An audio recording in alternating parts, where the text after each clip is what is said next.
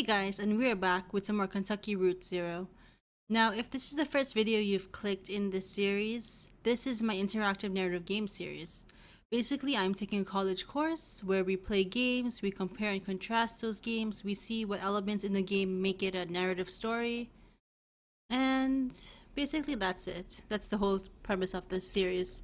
This is a fifth week playing games. We played currently Gone Home, Firewatch, Dear Esther, Wall in a Game, and Stanley Parable.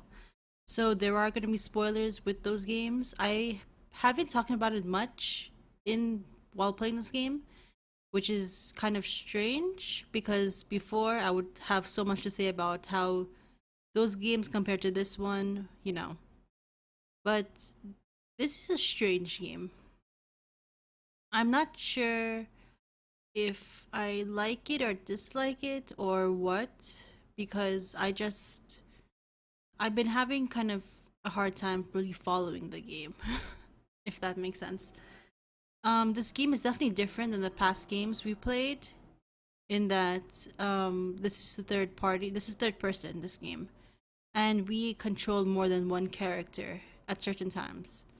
Whereas in the games we played before, it was always first person. We were the only person who in charge, who made the decisions, who made choices where to go and all that. So that's kind of different. And there's no audio narration. Everything is text, with me reading everything out. But yeah, I think that's the only difference in the game. But storyline wise, it's definitely very unusual with things happening that you can't really explain, and it's very strange. Also, I get lost a lot in this game, just letting you guys know. But there are 5 acts total in this game. There are only 4 out at the moment. I do not know when Act 5 is coming out. It might be this year, it might be next year, it might be the year after, I don't know. But I will probably play it when it comes out, if it's not too long in the future. So the reason I am on this screen right now is because on the main screen, it usually just starts the game after if you just stay on the screen for long enough, it just starts the game. So that was kind of annoying. So let's get back to the game. We are starting Act 4. And we just got on the ferry, or we're getting on the ferry. On the end. That is not an anteater. That is more, what are the ancient elephants that look like elephants? What are those things called? Woolly mammoths. Mammoth? Woolly mammoth? It has hair, so woolly mammoth, I think. Yeah, but yeah, I called him an anteater. I don't know why I guess because of this. It made me think of, oh, that's an anteater. I don't know why you would have an anteater on your ferry or your boat or whatever. But then I don't know why you would have a elephant or woolly mammoth on your boat either, so that's kind of strange. Manual 5.4, context backlash. General wear on the gear mounting apparatus may result in undesirable play between teeth in the context and history state machine gears, causing stuttering, slippage, resetting, skipping. I guess it could be a slippage. This is Will. I think they said Will was the owner of the ferry. Manual, if left unresolved, gear slop can gradually throw limbs out of alignment, blend motions, and decontextualize gestures. I cannot pronounce words very well, I am sorry. See also sections 1.8, general troubleshooting, and 5.3, general context. Troubleshooting, okay. Manual 1.8, general troubleshooting. Technicians of sufficient talent and experience may skip this section. Techniques include applying a cold washcloth until the cold washcloth, really? Chiseling out a small hole, or asking a friend to share their insight. Okay, so no help at all.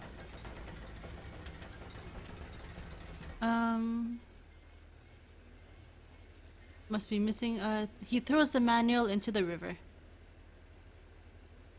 Oh! Okay, he actually did that. And this is Junebug. She is one of the people that we kind of control. I guess I should mention people that we have been controlling, like their what they say is Conway, Shannon, Ezra, Junebug, Johnny, I guess Will now, and randomly at sometimes, if one of them are talking on a phone, we can control the phone guy. So that's interesting. Um, I try to stay clear of high voltage these days. Time to put that mammoth out to the pasture, Will. Oh, I feel certain she's got a few trips left in her. If only she had a more capable surgeon.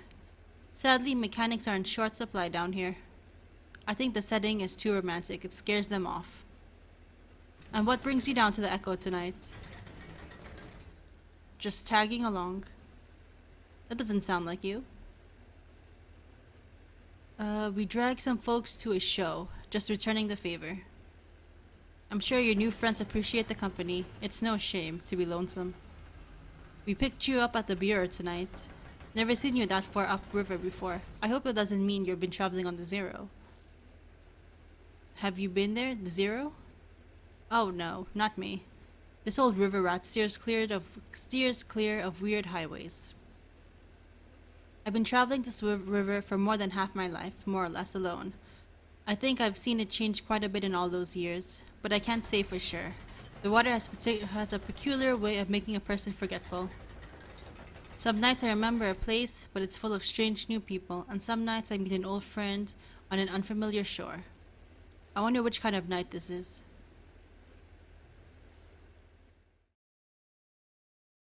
So, they're friends. We know, okay.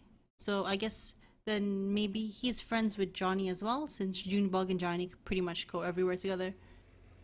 And this is Shannon. Let's talk to Kate. I don't think we were introduced to Kate. And her puppy! We have a puppy too. Our puppy's a lot older than this puppy. And has a hat.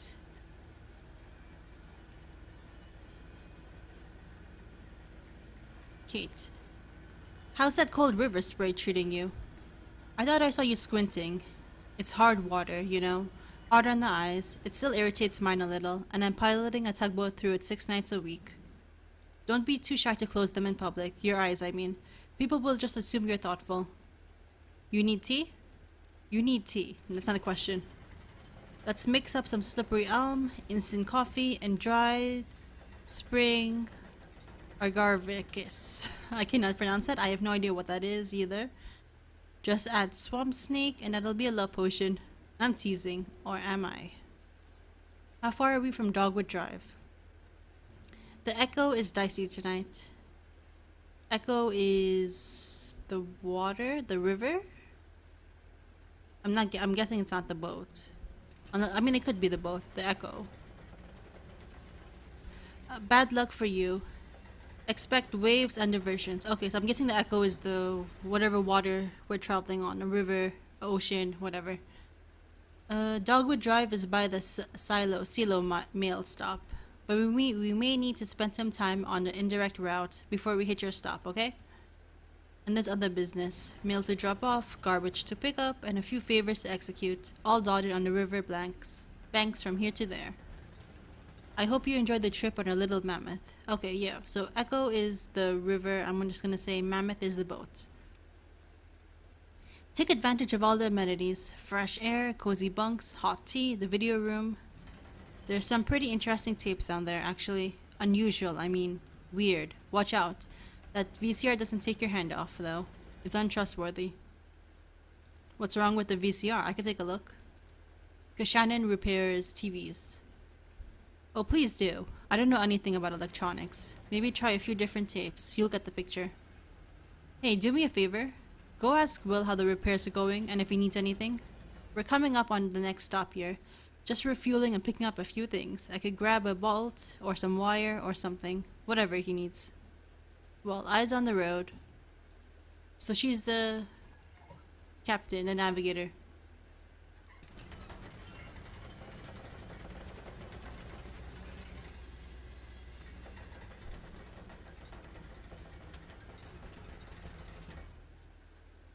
Oh, he needs some repairs for sure. He's sparking the mammoth.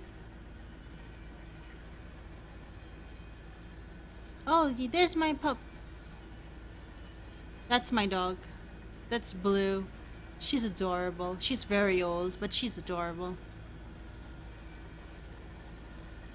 Singing quietly. I am not singing. To Shannon. Oh. What gears? What gears? Probably. Who knows? First thing I tried anyway. Down here by this little blue box, I took all the gears out and dried each one by hand, and then I loaded them back in again. That took care of the grinding sound, but her trunk keeps doing that sparking, clackling, weeping thing. To be honest with you, I'm not really qualified for this work. Kate's a friend. You know how it is, don't you? Kate was asking if you needed anything when we stopped. How do you two know each other? What's your story? Well, Kate was asking if you needed anything.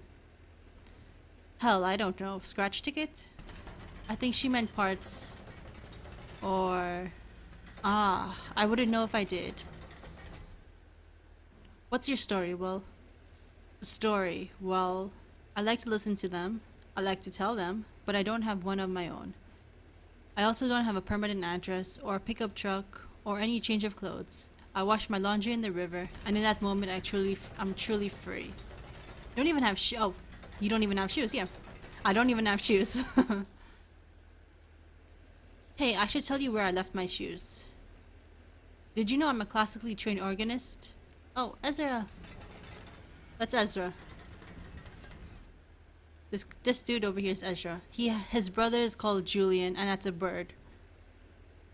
I'm classically trained organist. Oh, and then why are you out here on a boat? It's true. Look at these long fingers and pedal gripping toes. It doesn't matter. A minor in French literature earned me a position teaching at the university. Well, some shitty governor cut state funding for our department, and I was demoted to mopping floors, running wiring through walls, or in dangerous places. I even operated the soundboard at the student theater. I left my shoes there, at the university. It was a protest. Walk without shoes for something important or tragic. I ended up by the shore, and soon I was drifting along the Echo. It ran for a while, above ground. Then... oh, it ran for a while above ground then. It doesn't anymore. But I prefer subterranean waters anyway. Kate brings me along, and I record what I see and hear. I try to help with maintenance. I drop off the mail and pick up the trash. On occasion, I take the helm. Ah, so the mammoth is Kate's, not Will's. I thought it was Will's. Anyway, that's all I try to remember anymore. I listen to the river stories, and my own stories get fainter and fainter. Well, I'll just keep drying gears, I guess. Let's talk to Ezra. Ezra runs up to Shannon. Whoa, slow down. It's slippery up on deck. Do you have batteries? Yeah, of course. What for? Johnny said I could use his tape recorder, but it needs a battery. Oh, fun. Well... Shannon searches her pockets. Here's 4 different kinds. Surely one of these should fit. Thank you. Talk to Will again? Oh, is Ezra talking to Will? Okay. You got your batteries, small man. Go get you some tape. Okay. Let's go inside, I guess.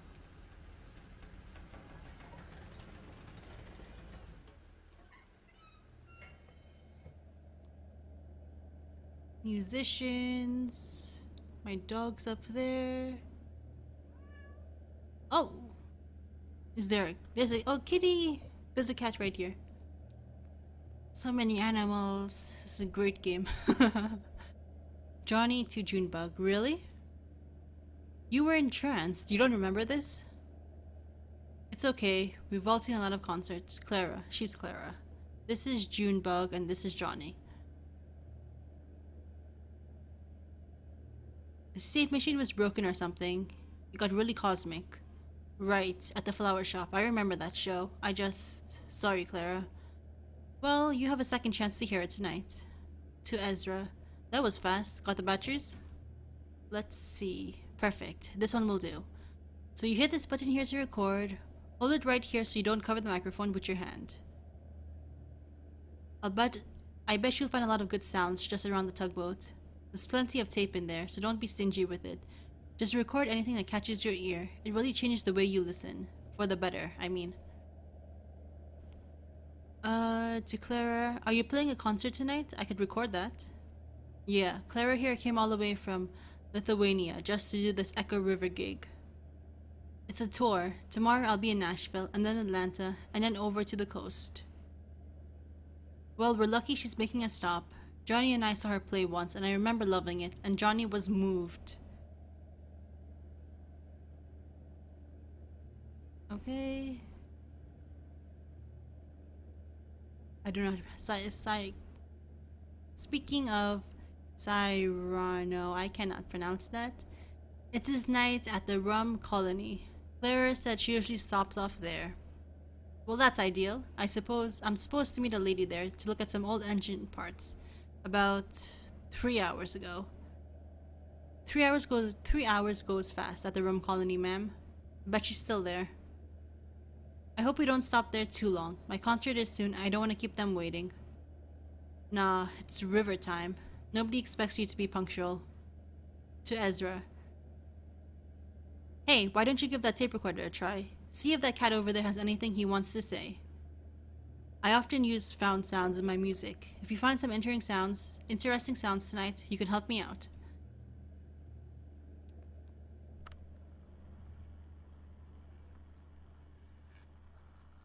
What happened to your hand? Conway?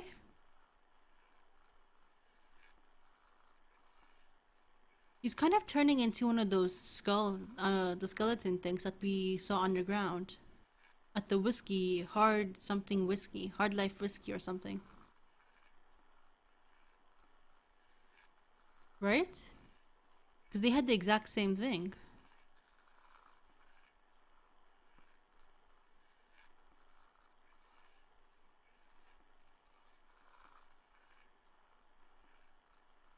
Do I move?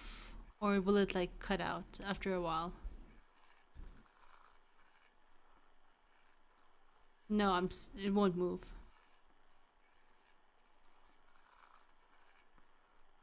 Conway, why are you just standing there? And why do you have two limbs that are like electric, weird skeleton type things?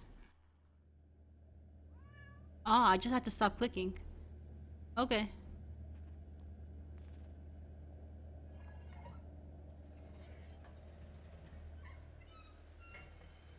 What the hell happened to your arm, Conway? For real? Like, is it because now we owe money to that skeleton company that you're slowly turning into one of them? You know, it's a Shinist thing. I can't remember why I came up here. Fresh air? Maybe. It's homey in that cabin though, and warm. It's just that the thing about, well, what was it? When you walk through a door? When you go into the kitchen for something, and as soon as you pass one room into another, you forget what you wanted. You have to walk back out just to remember, like you left a part of your brain behind.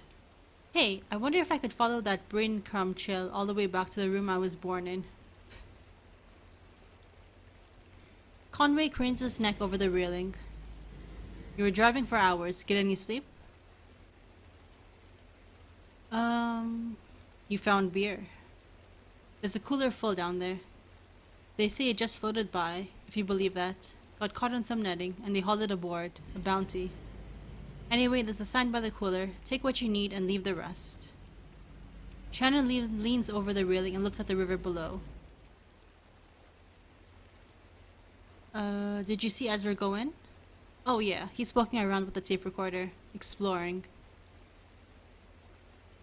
He seems to keep himself entertained. It's good for him. It's important to know how to be alone. What's up? You look like there's something you want to ask. Fine, you can ask it. One question. Hard times. Okay, that's the place. Do you really have to go work at hard times? Didn't seem so bad, did it? It's a way to live. I mean, rent a bed, eat at the cafeteria. Not like I have a choice. I think you do have a choice. I've got to repay my debt. Hell, I should be grateful for the opportunity. If you want to die with any dignity, you got to settle up. That's why it's such a damn shame when people go sudden.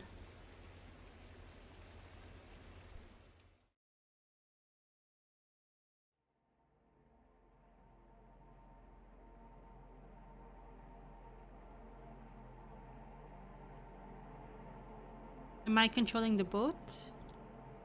Or no? I'm sure I talk too much. Everyone on this river does. The problem is that we listen twice as much as that. We're only telling you half of the stories we hear. Kate told me that I ought to have been a photographer. She said, you have an uncanny way of having been in the place at the time the thing happened there. And that's the hardest part of taking a photograph anyway. Nice of her to say, but it isn't true. Though I know just about every story on this river. Most of them I picked up second, third, or fourth hand, and so on. Listening, see? Now I know what you're going to ask, so I'm gonna answer it. Yes, they're all true. I personally believe a story gets more true as it's tossed around from brain to brain, and the whole community brings their insight to bear on the brittle facts of experience. There are a few Echo River stories I witnessed directly. I saw that big owl migration pass through. You might have heard about that. I was there when the old train station flooded. I saw the ghost of Stephen Bishop brew up a batch of white lightning on a raft, or anyway, I talked to a few sailors who recently crossed paths with him, and I suspect sampled his wear.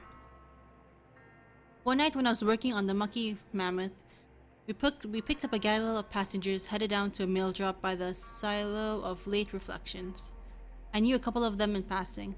A pair of traveling musicians who I often encounter on the river. The others were strangers to me at the time. A young woman, a small...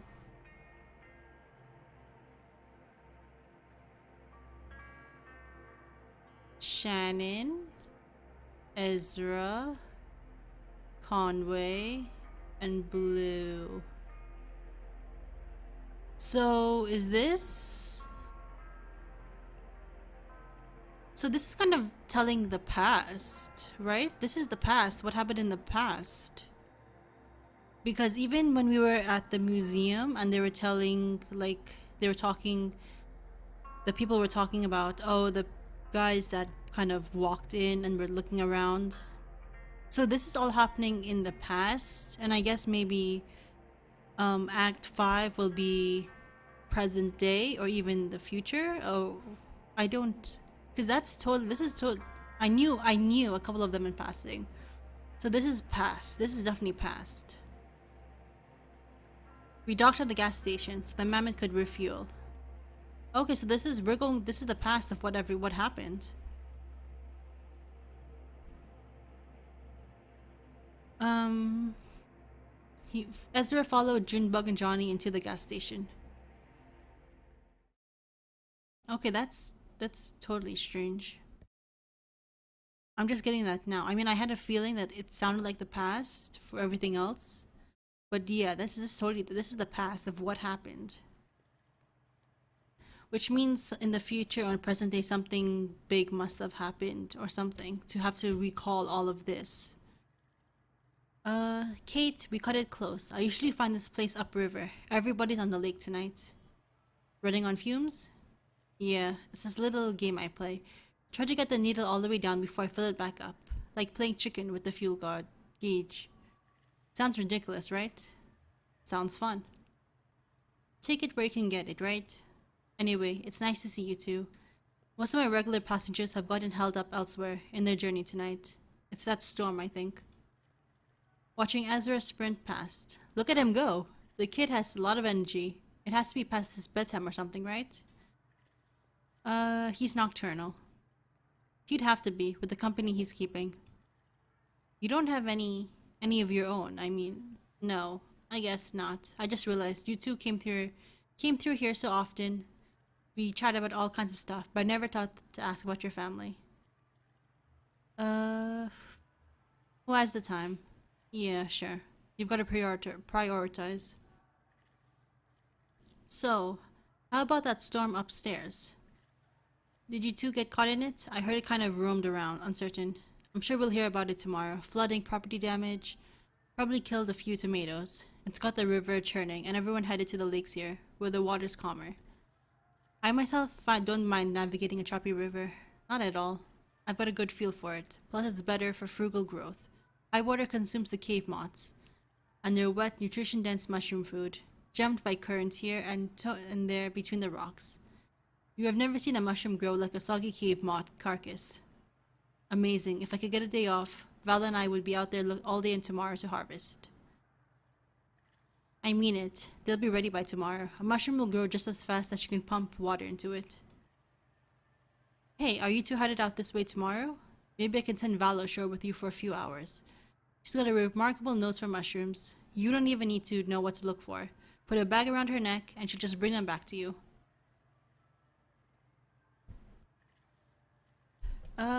Yeah. Ah, Val is puppy. No room on the bike for a dog, Cricket. She could curl up in the sidecar. She could curl up in the sidecar. I'll sit on my legs. Silence.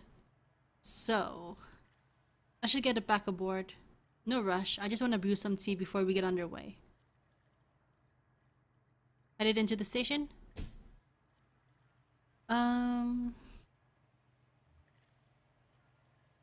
Thought I'd grab some black coffee for the old man. He's looking a bit waterlogged. Sure. Don't want him falling asleep on you. Nah, he'll be alright. He seems like the type who can hold his liquor. Seems like he's little experience, I mean. Hey, while you're in there, could you remind the gas station attendant this fuel is on my tab? Charged to the Mucky Mammoth. Oh, and Will wanted a scratch ticket. Thanks. To Junebug. I think I'll just watch the lake for a bit, ma'am.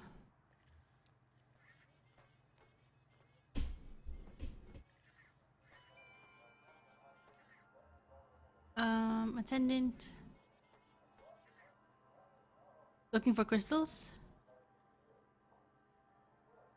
I need a scratch ticket. What kind? Junebug examines the lottery display case. The one with grassy fields on it. Money minefield, okay. Anything else?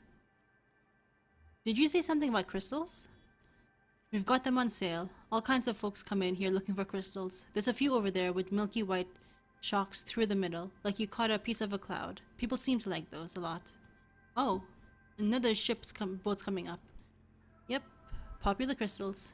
You work on the Mammoth? I can add it to your tab.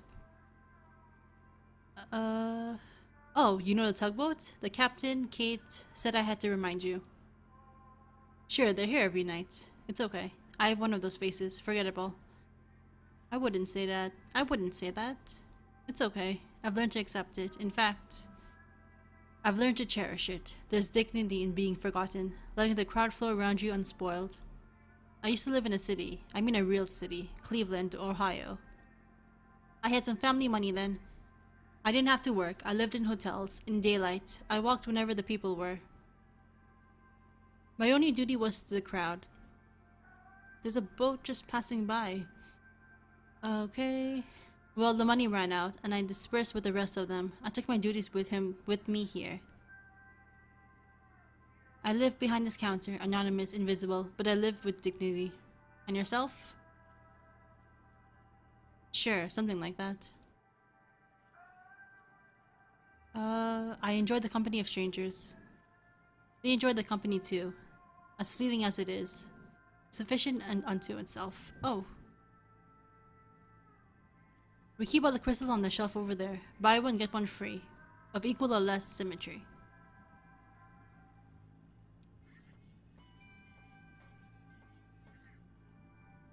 The crystals are rough, dirty. Some are damp. They must have come out of the river. Johnny seemed distant.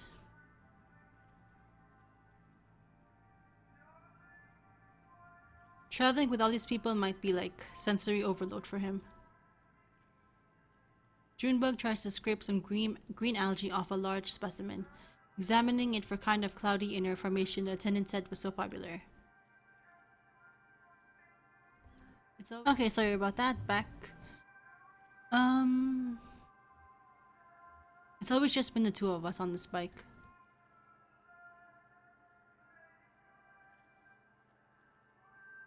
HAKYU and a few numbers are woven through the algae.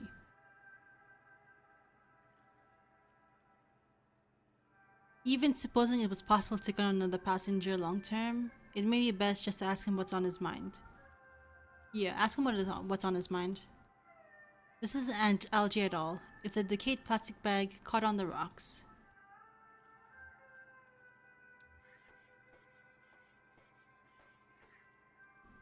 Norm to attendant. That flood water washed you halfway up the sea. I was looking for you down by the new... Oh, I definitely cannot pronounce that. Same as usual, but ain't nobody there, and the river's deep as an elephant's. Noticing Junebug. Oh, didn't see you there, ma'am. Pardon my language. Where are you headed? Well, in fact, I'm headed right here. Glad to have found it at last. Extending his hand warmly. I expect you must be Loretta. Enhanced to meet you. Sorry I'm late. Hey, is that coming on too flowery or something? Enchanted? Repeating it now, I feel a little silly. I'm not Loretta, but I think you'll do fine with Enchanted. Well, thanks for saying so. But now I'm double embarrassed. Do I look like her? To be truthful, I couldn't tell you. I met Loretta on the computer. We met each other there, or I guess we spoke through the computer and agreed to meet. I don't know the terminology. I haven't dated in quite a while. But when I met Greta, that's my wife, my ex. Or maybe I am her ex? I don't know how to say it. Anyway, back there wasn't even such a thing as computers at all. I guess there probably was, but I never heard of one. I worked in textiles. So here I am. So what's your plan when Loretta shows up? Oh, maybe head down to the rum colony? Shoot, I forgot to ask if she likes to drink. You really never know these days. I guess first I'd ask her about that. If she doesn't like rum, I'd maybe try to take her by the bat sanctuary. That's pretty romantic in a sense. Like mist, valleys, and ruined churches romantic. Not like flowers and chocolates romantic. Of course, they've got that memorial there. That's a little depressing actually. Maybe we'd kind of just sail around that. I guess I probably missed her. I wonder if she'll agree to meet me again. I'm sure she'll understand with the weather and all. Nice of you to say so. Well, I guess I'll head on back. Hey, supposing Loretta doesn't want to see me after all. My card is full, I'm sorry, man. Oh, no sorry, that's not what I meant. Actually, I wanted to ask you for some advice. I had to type up a sort of autobiography for the computer date, and I spent a lot of time on it, but I only got one reply, and that was Loretta herself. I was happy to meet her, but supposing she's lost interest now, do you think you could give me some feedback? It's only a paragraph or so. I have it all memorized. I spent so long writing it. Okay, here it goes. I'm a good-natured man, retired, and spend most of my time sailing the Echo River, riding currents of subterranean gas and that strange invisible wind that moans out the small tunnels along the bank. Seeking a companion to map the river with me. I have 2 grown children, but they live far away. No goofballs. Okay, what do you think?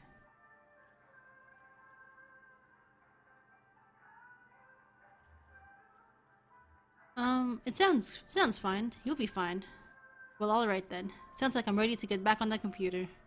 You have a good night now. What's left of it anyway.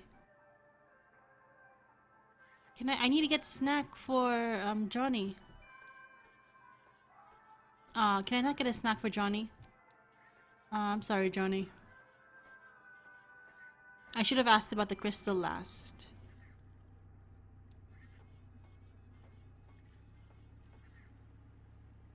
What's that? It's a crystal. I bought it for you. Wow, thank you, ma'am. Hey, could you hold on to it for a minute? I'm going to look around inside. Wish me luck. Good luck.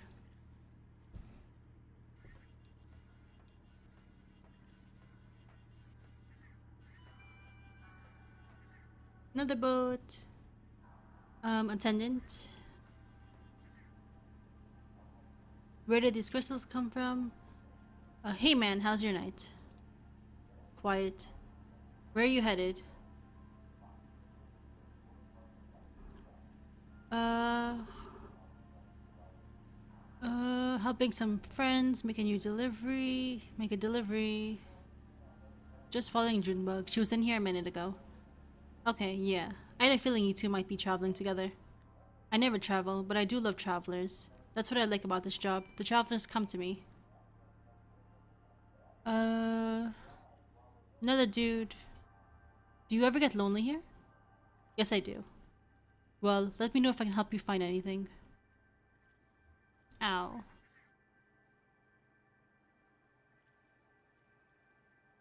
Okay. It is so good to be among friends. Suit yourself. Wow, I should take a page out of your book, man. I'd give you any advice I could, little guy, but I think the most important thing I can say is, solemnly, Glory, it is good to be among friends. Okay, I'll see what I can do with that. It's a ritual of remembrance for me. Tonight particularly so. It's my birthday. I am 5 years old. Do you know why I say that? Well, I'm going to tell you. 5 years and some days ago, I set out on the Echo River alone, or so I thought at the time. I was looking for a nice flow. They are occasionally rumored to travel our humble artery on their way from who knows where to who knows where. Who knows why? It's a mystery. An hour into the journey, my lantern gave out. Now I always carry 3 or 4 spares. You'll never catch me in the dark again. Lesson learned, buddy. But that night, when the lantern went out, I was stuck in the dark. I kept my arm extended, running my fingers along the cave wall, trying to keep my bearing as best I could, and at least make sure I wasn't going in a circle. I just prayed I found another traveler who knew his way back to the lake or above ground, or even just a crack in the rock to get a glimpse of moonlight. I had a large bag of apples with me. After a long while, maybe a day, I was getting weak, so I took my hand down from the rock to tear the bag open. Well, when I reached back out, I couldn't find the cave wall anymore, or any other. I was suddenly totally unmoored, buddy. Totally adrift. It was so dark. I started counting time in apples eaten. I drifted in despair for 4 apples. Then I schemed and planned and dreamed for 2 apples. Finally, I came to accept my fate, lost at sea, and this phase, I think, would have continued indefinitely had I not come down to that very last damn apple. Picture me, feeling around in the empty bag, certain somehow there was another one of those fist-sized chunks of life-giving fruit, already softened by time and probably an unappetizing brown. Nope, that was it. Just as I was about to bite into my last meal, I felt a tickle on my upper lip. It hatched right then. It hatched? Oh God. Uh, it hatched right then. Couldn't have been a moment later, or I would have eaten it. My last apple was infested by a damn fruit fly maggot. Well, that should have been the end of it. I should have eaten that apple and the fly while I was at it, and put an end to our little food chain suicide pact, but I waited, out of mercy. After all, this fly was basically a newborn child, right? A gross insect child, but still a child, right? Born into darkness and famine, hungry and alone. I mean, can you imagine that? No other flies out there on the boat, and never would be. No other flies to welcome it into the world. I mean, no fly culture, no fly society, no fly history, a true orphan. I started to get depressed just thinking about it all. Worked out a thick tear. I'm not ashamed to say. Well, that fly landed on my cheek, right under my left eye, right on that salty teardrop, and then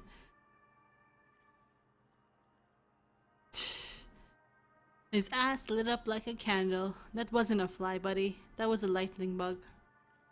That's how I come here today with you folks, only because I found my way out of that strange river cave by the dim light rear of some orphan insect hatched out of my last rotten apple.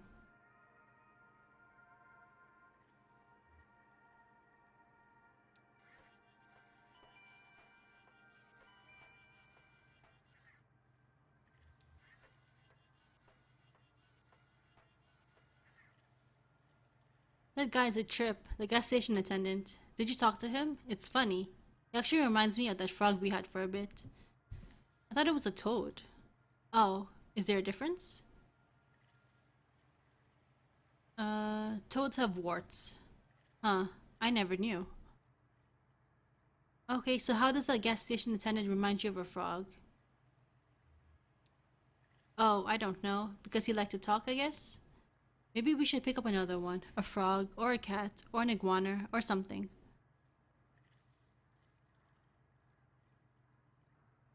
Or maybe a third person to travel with? Huh, now that would be a whole new adventure, wouldn't it? You and me, we're good together, see? Safe, free. You know what I mean? We can try stuff out, change our clothes, swap parts around, just play. I'm not lonely, just curious. With another person to play with, what else could we be?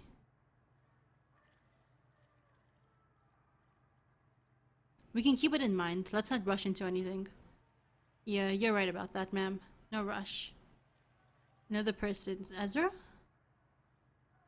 I mean, Ezra has no parents. You guys have no children. Maybe adopting Ezra into the family? And he seems to like you guys. So, maybe. Oh, that's Kate. Time to hit the road. River, I mean. Yeah, maybe because I suggested it, they'll decide, oh, at the end, maybe. The thing is, I don't know how, if my choices really make that much of a difference. Because I guess I'll have to play the game a second time just to make sure, because like I was saying before about Conway's leg, like if you said that he was fine, that he never got injured, will he still have his leg, or do you lose it no matter what? Or like, because I don't know how big our choices are in the game. I'm not sure about that. We might have to just explore it a little bit more. See that small brick building? It used to be an upholstery shop. Now it's inhabited by a very skilled taxidermist, whose art is greatly in demand. When it was an upholstery shop, it didn't see nearly as much business. The old shop's name has been lost to time and weather. This was decades ago, and the only trace of it now is the graveyard frame of an old sign between the new lettering, which now reads trapper, stalker, and sportsman. And in below smaller, no smessman is too exotic, no regiment too fanciful. Some of the upholstery equipment is still there too, and still sees active use. Alice is the resident artist though. She's not the owner of the shop. It's owned by her aunt, Ida. Ida has very little to do with the day-to-day. She's busy with other endeavors, mostly the restaurant she and her husband run on Lake Let. However you pronounce that.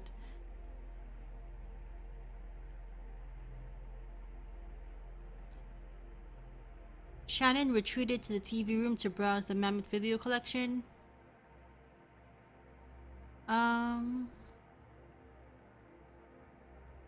Let's go to the rum colony.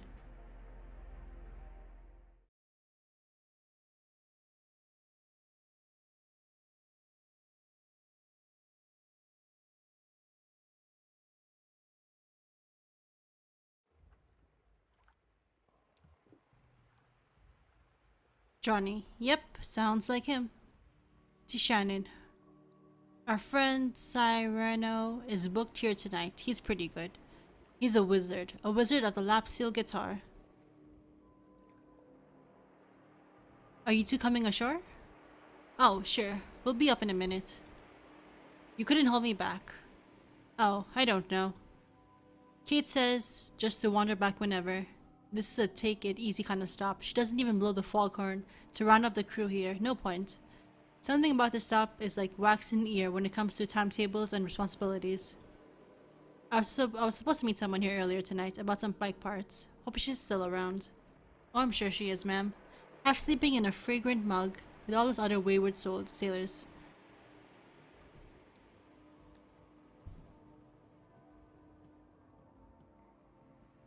Ezra? Ezra? Ezra? Can you talk to me? Ezra? I guess not.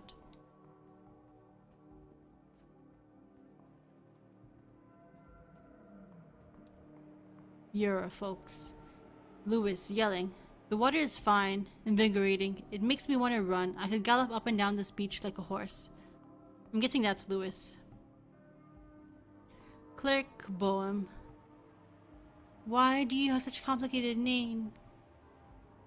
What's he yelling about? He wants to run on the beach like a horse, he says. To Shannon, oh dear, what's in these drinks?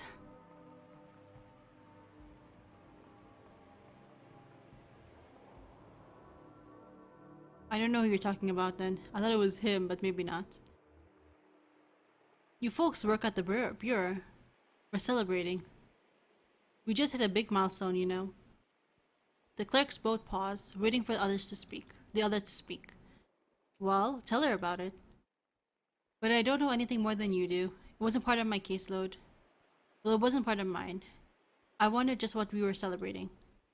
It doesn't matter. Yelling. Invigorating. Yelling to Lewis. Catch anything, Lewis? So did you find what you were looking for? With Lula, I mean? Is she here? I'm not sure where she is now, that you mention it. Before we left the office, I think I will go for a run along the beach, as soon as I'm finished with this drink. Try not to yell so loud, Lewis. I'm afraid you'll shake the ceiling loose. See, like, I thought that was Lewis. But he's not, like, laying in the sand, so...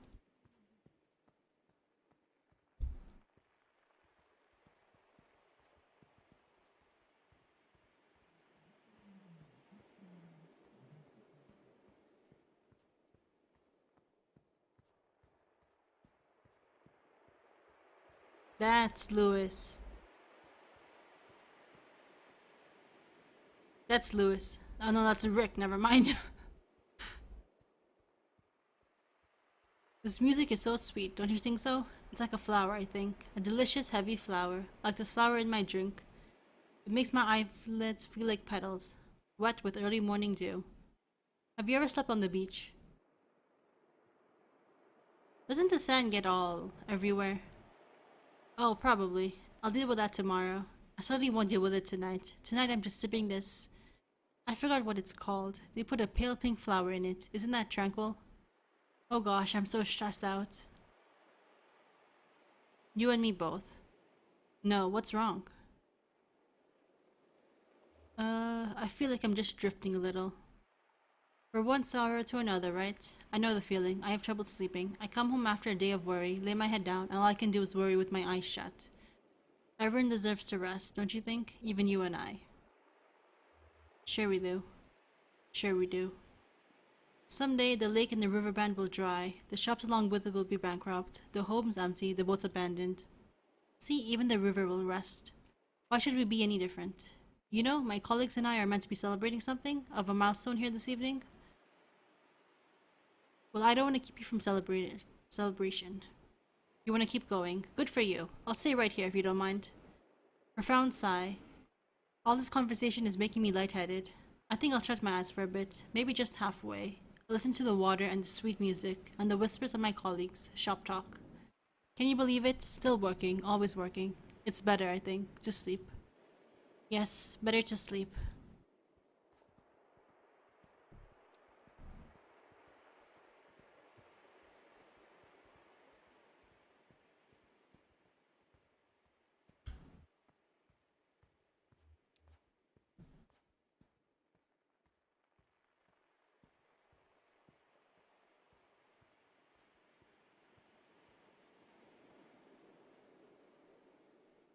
Happy to be here and now? I heard a shuffling. Are you dragging your feet or just enjoying the sand between your toes? Deep in thought, I guess. I think you have something weighing on you, and I respect that enough not to press the subject. We're always been being pressured to talk about our problems. It's all over the radio and the self-help section of the bookstore. But my ethos is just sit with it alone inside of yourself. My spiritual advisor says if something is boring after 2 minutes, try it for 4. I think that applies to any other dissatisfaction just as well. I wanted to ask you something. I thought of it earlier, but it didn't seem like the right time. I'm sure you know what I'm getting at. You wanted to ask about my friend, the old man. Oh, no. I think I read him pretty clear. He's an outward reflecting kind of person. I mean, he reflects the world back out, largely uncolored. You and I, we are inward reflecting, I think. It means we prefer to nurture the best and worst of ourselves in quiet and interior spaces, and that's okay. Wouldn't you agree? I guess so. Yeah, I thought so.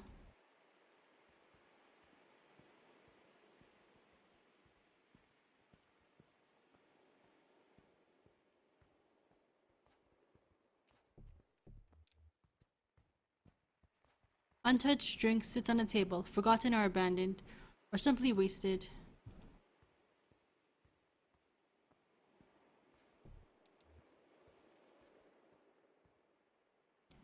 There she is. You have to try one of these flower drinks.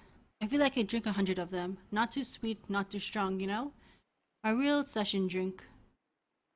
What's it called? I think he said it was a, well, how do you like that? I'll just show him the flower. Another one of these. And then I'll point to the flower. Maybe I'll wear it in my hair. It doesn't taste like a flower. I mean, not like a flower smells. You know, perfumed, sickly sweet, like a star thistle flower. One of my favorite long haul gigs ended in a crash. Did I tell you about that? It wasn't so bad actually. I swerved to dodge some stray cattle, hit a stump on the side of the road, and flipped the trailer. The whole rig went twisting down into a muddy ditch. It was spring, and I blacked out. I don't think I hit anything. It was just the shock of it, or maybe my brain bounced against the inside of my skull or something. Anyway, I woke up. I've been thrown clear. Never worn a seatbelt since. Oh, why would I bring that up? Star thistle. I woke up in a field of star thistle. The first thing I thought was, what are all these damn ugly flowers? More old stuff. I'm drowning in old stuff tonight. Feels like I got it piled up all around me. Like one of those old guys you hear about who never threw anything away. You know what I mean? Uh, maybe you should slow down. Oh, no, I don't think so. In fact, I could use a few more of these, indicating his drink. Just take a book of matches to the room. That should clear everything up, right? Know what I mean? Sorry, I'm not making sense, am I? I just mean to say I can't look at anything without remembering something else, and then that reminds me of something else, and I'm buried in it. I just need to get my head clear for a minute and get a clear view of the day, get oriented. There was a time when I felt this way. I bite the bullet, try to sober up and get a job.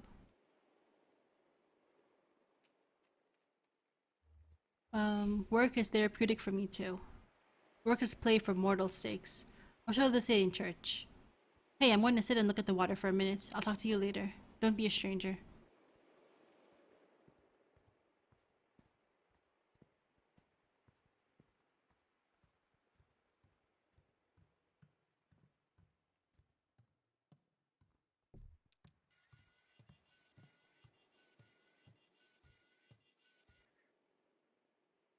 I am so glad to see you. These kooks are bumming me out, man.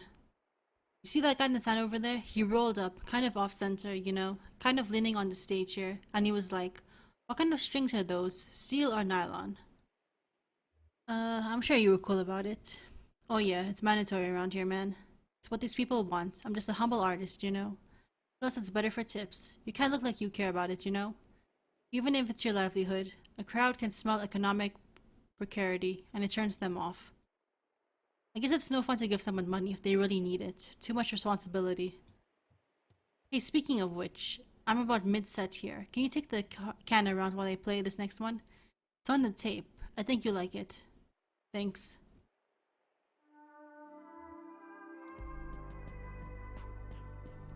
She didn't have to do that. Had to hurt. That's the way it goes. The unsteady studying the unsteady. It's probably a $5 bill somewhere just floating up and down the river from tip jar to musician to tip jar to musician like an eternal ferry of good intentions.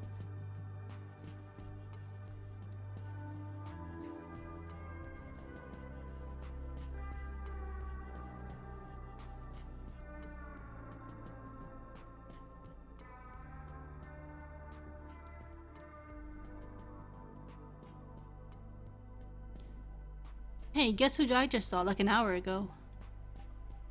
The lady with the engine for sale? You just missed her. I tried to hold her back, but she's all business. How are you, Patch?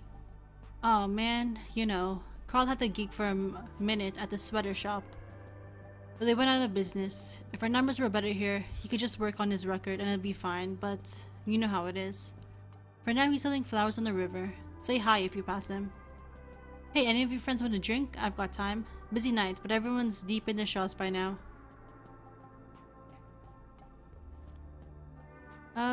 What have you been mixing up? Let's see, what's good tonight? Old arms? What's that like? Chill a tall glass with little organic syrup at the bottom, then just keep pouring in spiced rum till it starts to turn brownish. Okay, no drinks for us, thanks. No problem, see you around. Hey, did you hear the ice caps are melting? I mean the polar ice caps, the ones all the way at the top. To Shannon, don't listen to him, hun. He's all doom and gloom tonight. Don't listen, that's the answer, Dawn. Well, what else can you do? Someday all of this will be underwater. We'll all drown. What can you do? Maybe it's better that way. Great, another pessimist. You two have fun. I'll be drowning in this Mai Tai. He's just in a dark mood because the bar is crowded tonight. He likes to spread out. Have you been observing the depth of the Ohio River? I should go. Sorry you asked.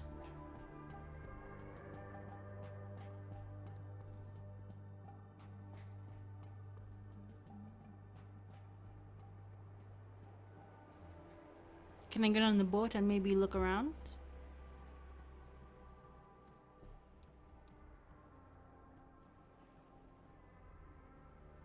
Well, that was a pleasant detour. Yes, ma'am. Ready to get moving? How about you run up the old man if you can tear him free? Alright.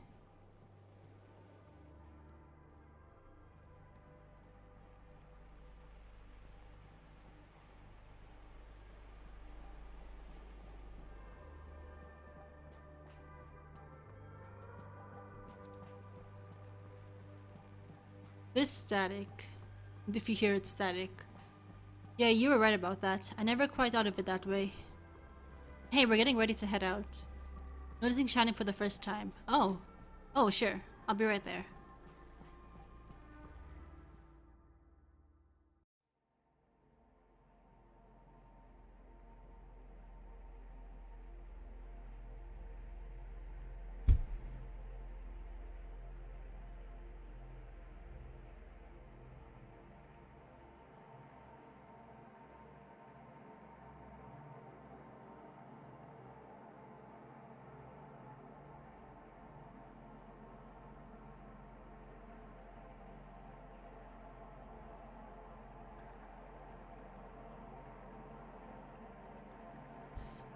It's easy to miss, but beneath that quarter-acre swarm of moths, that's Atticus Pitoyoka, I cannot pronounce that, the rough tunnel moth. Their diet is mostly constrained to smaller insects. They make an exception for sunflowers. It's a quarter-acre sunflower orchard, and beneath that sunflower orchard there are two smaller lots with small houses, positioned so they just about butt right up against each other. Houses are empty of human life. There's no sign of a person or anything lived except for moths and overgrowth. There are some pipes bolted into the cave wall near their perimeter, and a few stone scars where other pipes have been, ripped away by scavengers. These once supported the large grow lamps that fed the sunflowers. The lamps are gone now. Once this crop of sunflowers is picked away, it's unlikely anything else will grow here but moss and the rock formations. The rough tunnel moth will move on. The houses will be visible again, at least until somebody strips them for building materials, or the river washes them away. The houses were inhabited by two sisters. When they built the houses so close together, why they built their houses so close together, or lived in any proximity at all, is a mystery, since they clearly despised one another.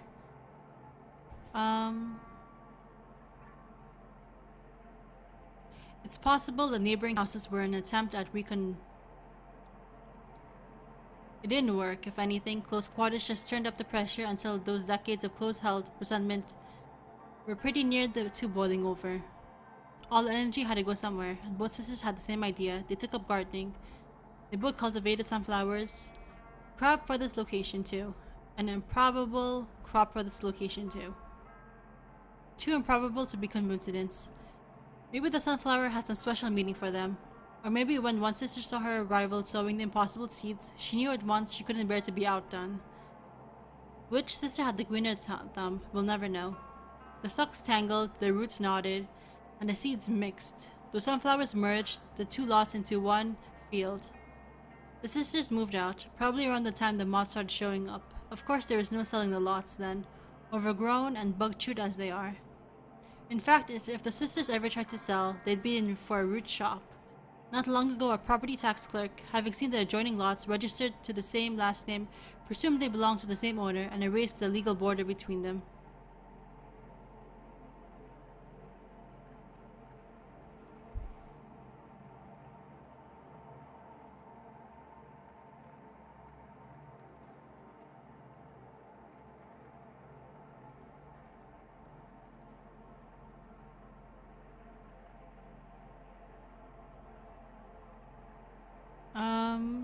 Lounge below deck.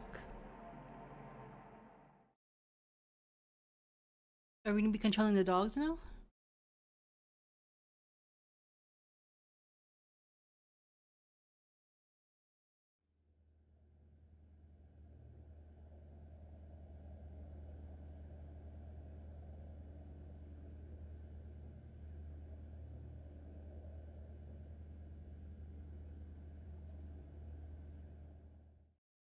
Okay. Nothing to do there. I probably should have did the other one because there was nothing to do there. We probably missed the whole thing. While those two gentle beasts kept things under control aboard the Monkey Mammoth, I went ashore with the rest of the crew to make use of the public telephone. I called into my answering machine, which I routinely neglect for intervals of months, to chip away at the pile. Kate checked in on a client of hers. She's a birth doula. In addition to being a tugboat captain, did you know that? Clara talked to her sister in Lithuania. Endless in the family, I gather. Anyway, the evening hit a low point not much later on, so let's take a quiet moment here to listen to the river and to reflect on the unburdened sleep of the dogs.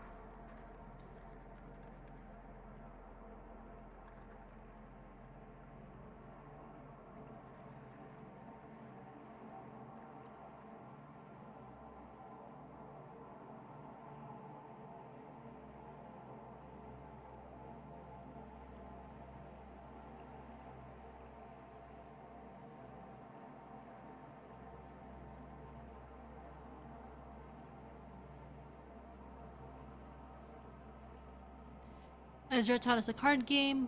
Shannon, Ezra, the old man, and I stopped at the center to make some quick cash. Let's focus on Ezra a little bit because we've kind of been neglecting him. Taught us a card game. Scene 5.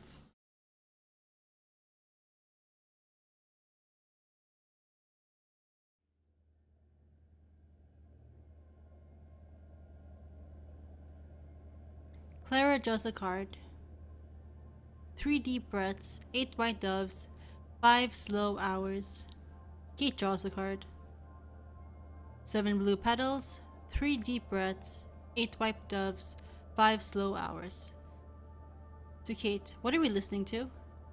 Oh, just this tape a friend of mine sent me. They live in the desert. Venix? Something like that? Sounds good on the Mammoth's PA. Yeah, that's the only way I listen to anything lately. Your turn, buddy. Draws a card. 9 gray feathers, 7 blue petals, 3 deep breaths, 8 white doves, 5 slow hours. 9 Ah.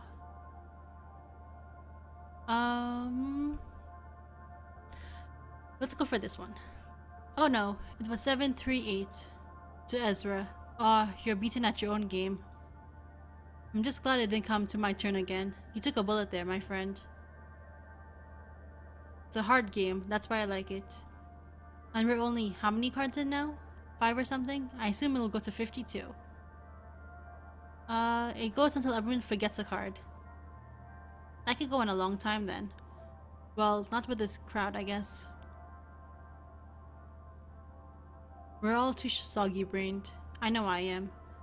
I even take homemade supplements for it. Shade-grown, lichen bottled, boiled with the peel of a lemon, then frozen and crushed with oak leaves. It's a scalp massage oil. You can smell it if I get close. It dries the brain out for a bit, which is helpful for memory. If I can remember to use it often enough in the first place. Oh, don't worry, the soggy brain has its benefits too. If your brain is soft and damp, new ideas can make a clear impression. Like a boot in wet sand. But like wet sand, it can easily get muddied and washed away. So there's a trade-off, see? It's a shame we can't have it both ways, isn't it? What's this game called, Ezra? Forgetting game.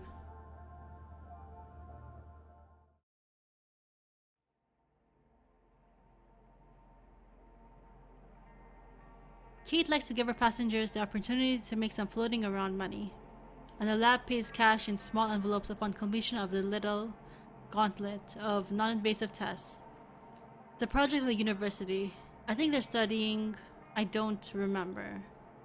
The mammoth also collects their trash, mostly shredded paper, through Kate, though Kate once said they left half a vending machine on the dock. But nobody seemed to as interested in the lab stop that night. They stayed aboard and played a card game. I read a book. Let me tell you about it. It takes place in a castle.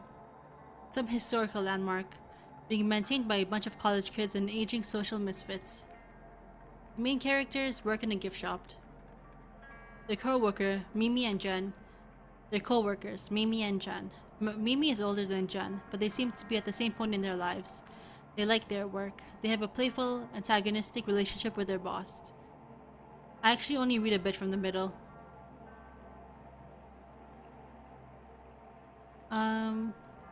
Jen reminisces about a cat she lost track of. It's a sweet and complicated passage. Human affection for animals is a good model for pure compassion. In my life's work as the Echo River's premier, I've always found that a carefully moment is more powerful than any epic history. That's my excuse, anyway, for reading books from the inside out. So I stopped there. My eyelids were getting heavy. We were headed back to the Leaf, and a chance encounter with the iron...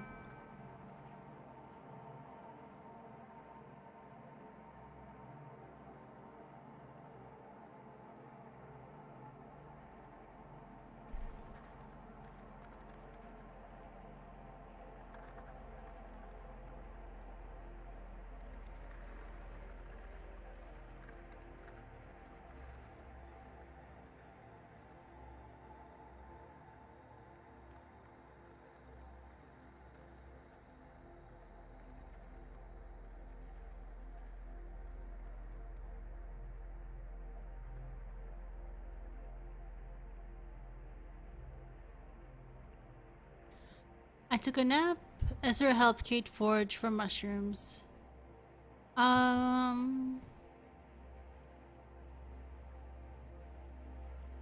think he needs a nap. If this is... I'm not sure who this is. If it's Conway, then I think he needs a nap. He needs to relax a little bit.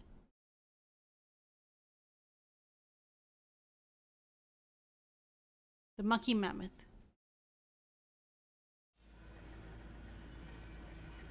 Hey, just a quick one here. I'm going ashore to do some mushroom hunting. This little island is my favorite spot, and I figured we're already running late. What's one more unscheduled stop? I just need to find Will and get him up here to keep an eye on things. You know, I bet he's asleep. Could you run down and wake him up for me? Bunks are down on the lower level, right next to the map room. Thanks. So it's Will.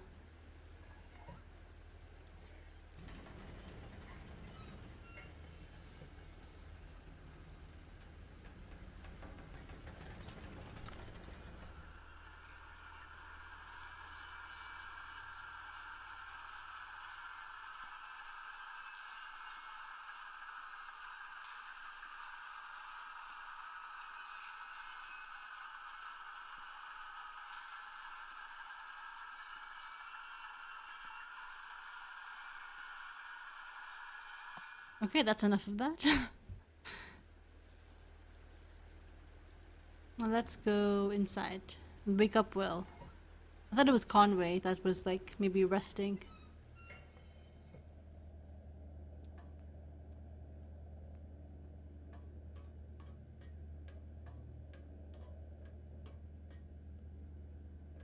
Lower deck.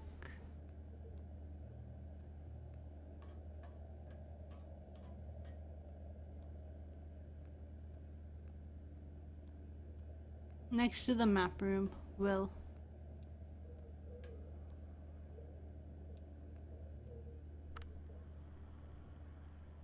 A recorded lecture plays from a tape machine next to Will's bunk, and even hinted that he had in mind a design for this device as recorded in the diary of sundry observations. Reading. Why should personalities in another existence or sphere waste their time working on a little triangular piece of wood over a board with what?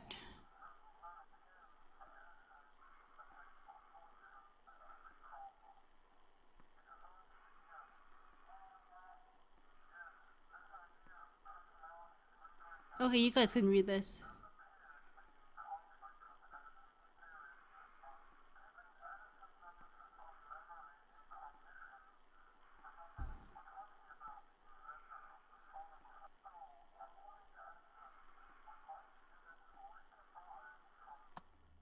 The tape stops.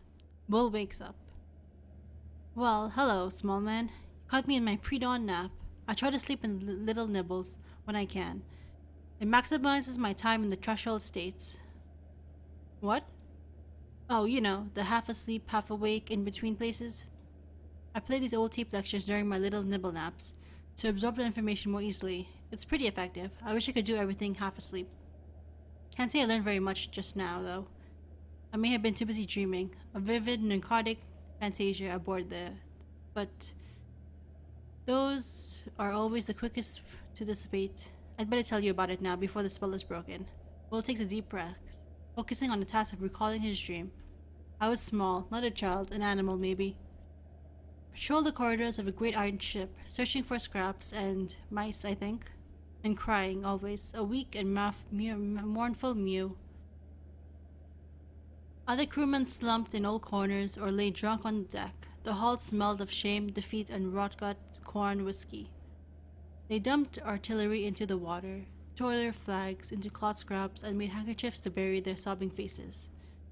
They drifted on Lake Let, drinking the cold, black water and eating eyeless fish, raw when they at last ran out of cooking fuel. They seemed in their despair to forget even language. After an interval of years, the ship crossed the threshold into absolute silence. Silence except for my hopelessness. Hopeless whimpering cry. Anyway, that's all I remember. Lately, I never remember my dreams. It's probably for the best. The images of dreams are often wasted on the waking. Well, I've got a stew to start. You may want to hurry back above deck. I believe we're about to pass the bat sanctuary. It's quite a thing to see.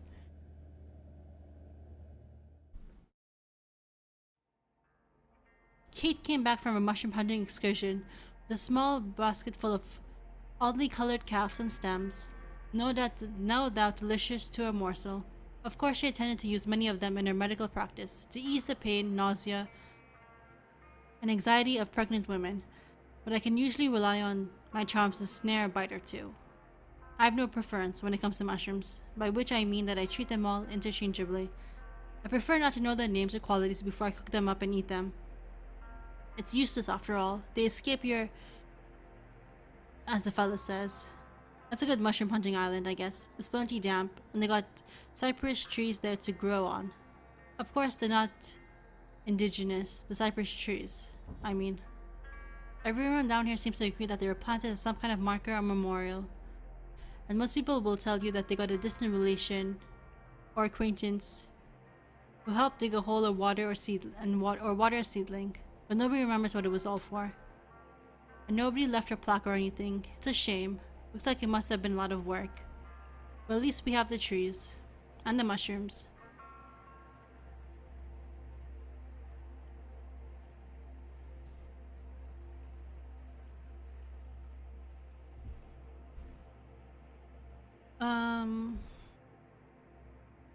Mushroom stew in the kitchen. I know I'm staying on the boat a lot, but just because we really haven't explored the boat as much.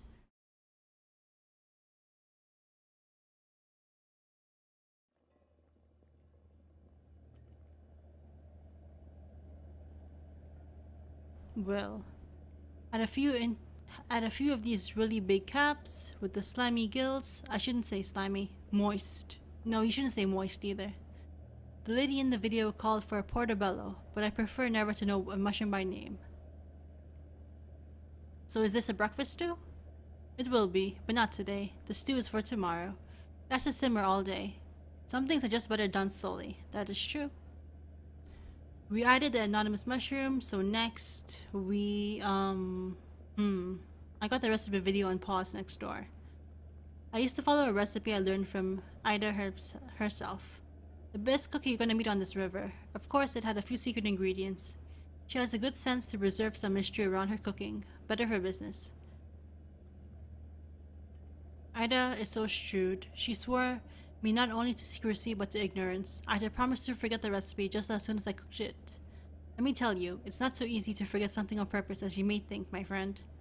Not so easy.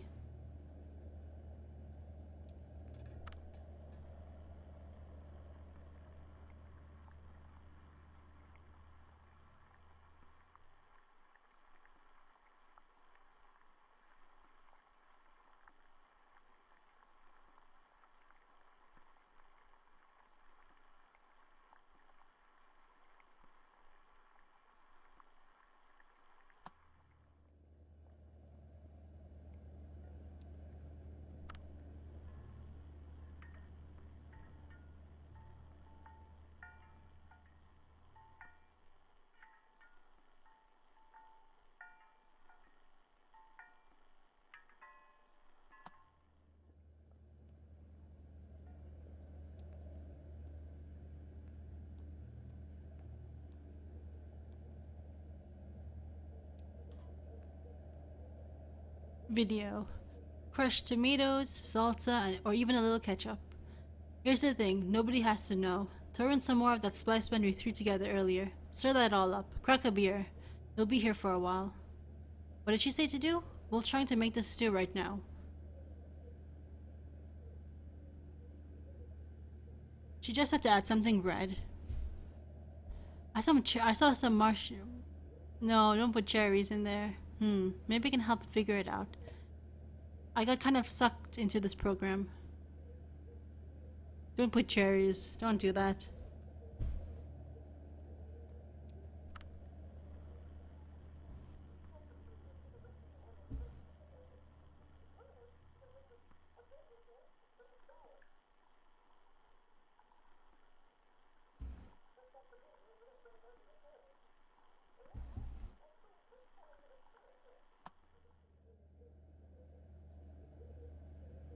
Well,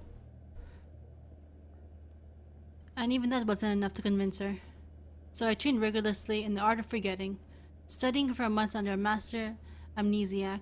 Finally, I learned to forget so quickly and accurately that I was able to convince Ida that to share with me the most obscure secrets of her kitchen.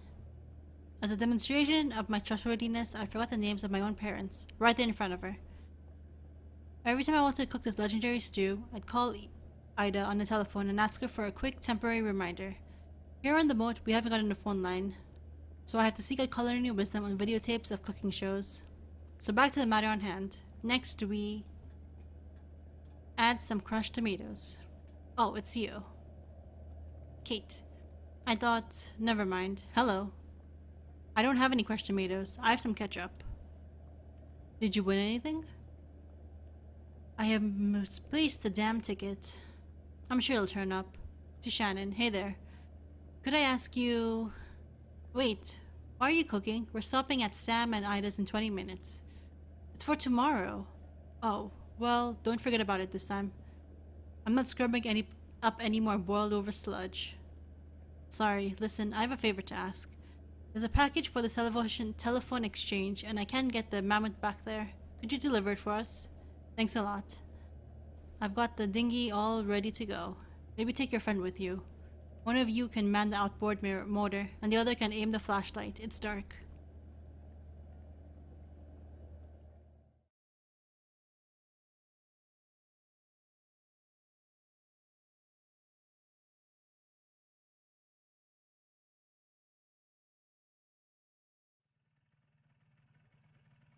Thanks again for your help. This is about as far as tugboat can go.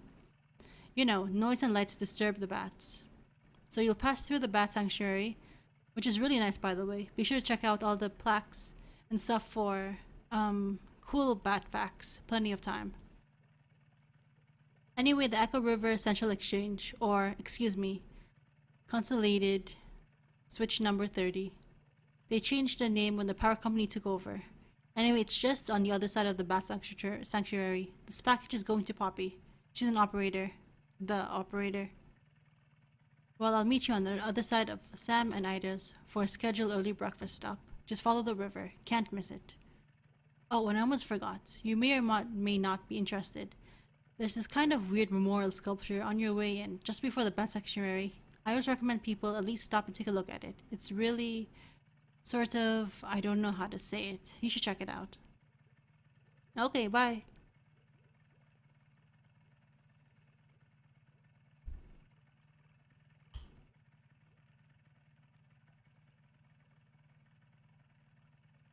Okay, you can go.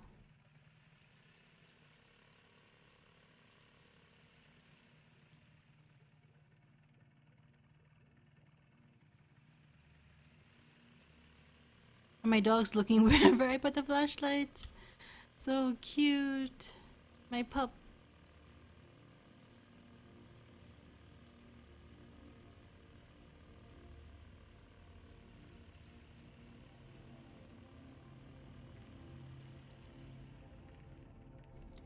We claim these helmets in the name of the folks who wore them and placed them here in their memory, but also as a spit in the greedy green eye of the power company who brought up our old mine and traded our brothers and sisters' safety for a little more yield. It only yielded 28 good men and women dead when the walls collapsed and the tunnels filled with water. Their lungs were black, but now they're washed clean and full of water too, and swept through hidden tunnels into some awful cave we never will find. And so we guess the water buried them for us, so let this be here, the marker for their grave.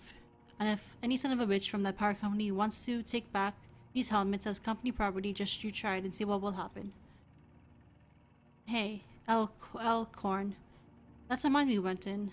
Where your folks worked. Looks like it's been here a while. I sure as hell wouldn't want to mess with it. You think Haverworth is still that angry? Still, sure, angry. Mainly just hurt. Yeah, everybody's got their own way, I guess. This probably stirs up, I mean, how do you...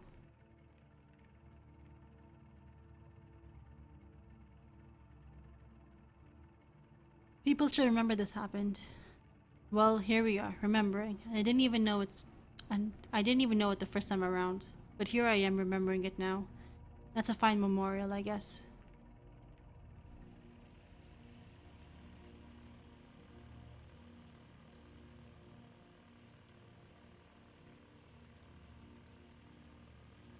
What if we went through this in completely dark? Like, you can't even see anything.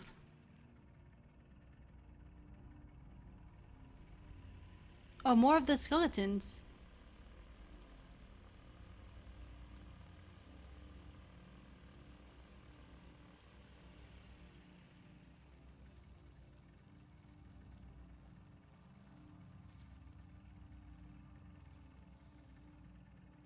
Why? This is strange.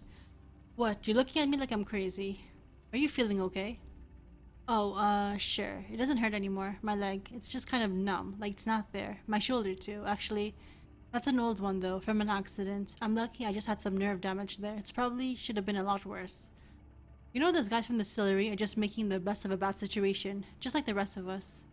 Hey, one of them said to me earlier they could even help me take care of these medical bills for my leg. You know? Get it all together on a plan. Consolidated. What? When did you talk about that? Oh, they're around. They're pretty much everywhere you look. On the rivers. On this river. You really haven't noticed? Anyway, I have a feeling it'll all work out. Even for me? Hey, why not? Seems like we're getting pretty close to finding your cousin, right? And besides that, you're young and smart. Plenty of time to bounce back from. Whatever. Listen, that old truck I'll be driving belonged to my boss, Ira, Lizette's husband. To be honest, Ira didn't like me very much, but somehow Liz got it into her mind that he would have wanted me on that have that truck someday. Maybe to make up for all the yelling he did, or maybe so his ghost could hold it over me. Just one more thing to feel like I owed him for. Anyway, they got their own trucks at the distillery, and now that the antique shop is closing up, I got no use for the old truck. I was thinking you could take it. Sure, I can keep an eye on it for you until you get straightened out. Sure, okay, sounds good.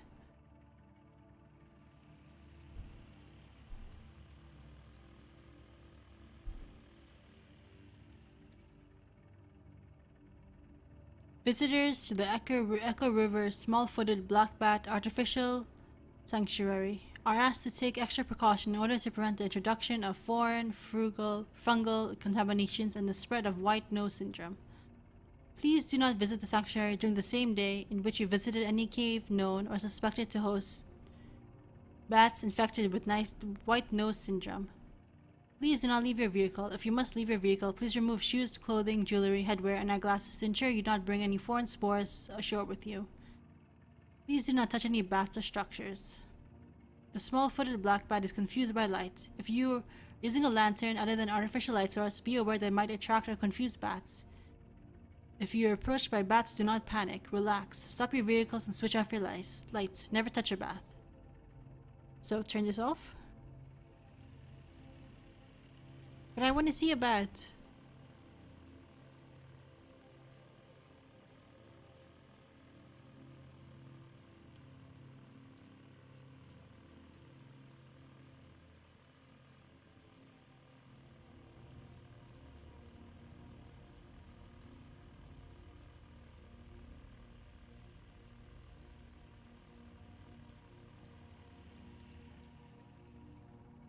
Bat fact.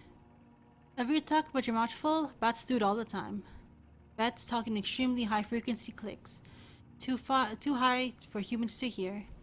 Then they use their powerful ears to scan for the echoes of these ultrasonic clicks. By comparing okay.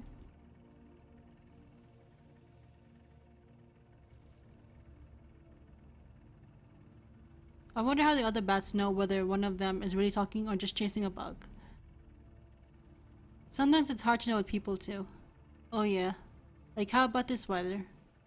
I guess there are layers to it, right? Sometimes you just need to get the other person talking so you can check their body language or hear what their voice sounds like. Find out if they're friendly or angry or drunk.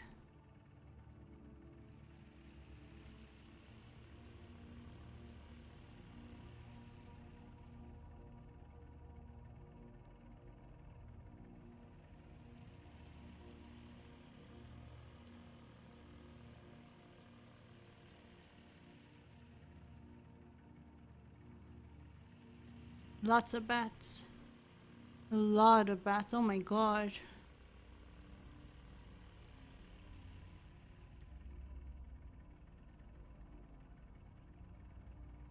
Damn, it's really dark down here. Are you still there? Shannon touches Conway's shoulder. Oh, there you are. I hope that's you. I was thinking about Lizette. I actually think she'd like it down here. She always liked old things and empty places. I mean, places that are full of weird stuff, but they still feel empty, like the Wax Museum.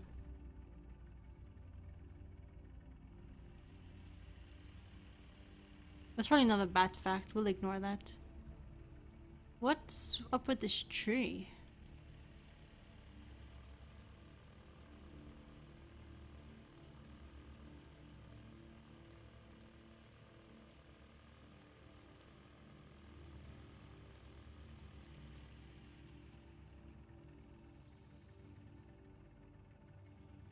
Better hang on a minute. It feels like there's one kind of hovering. Better hang on a minute. It feels like there's one kind of hovering right over me. They don't really hover though, do they? I mean, how could they? I guess lightning bug will hover by beating its wings really fast. Maybe they can do that too. I used to watch lightning bugs in the evening, out at the edge of the woods. Lizette's kid, Charlie, he loved them, you know. He ended up going to college and studying astronomy. And I like to think that he got his love for stars from those night watching bugs. Anyway, me and Charlie, sometimes we try to see one of them up close. You lay in the grass and you have to be totally still for a while. Like one of those wax sculptures. Don't even breathe like this. Oh, you can't see me. I was doing the watching lightning bugs in the grass face. I think I can imagine it. Yeah, you've seen it already. When I fell in the mine, kind of stunned, in shock. Hey, who were you talking to earlier when we met in the mines? You were on the phone with someone. I forgot about it. My ex. Mark. He has kids now, so we don't talk as much. I was just venting on the phone about my landlord situation.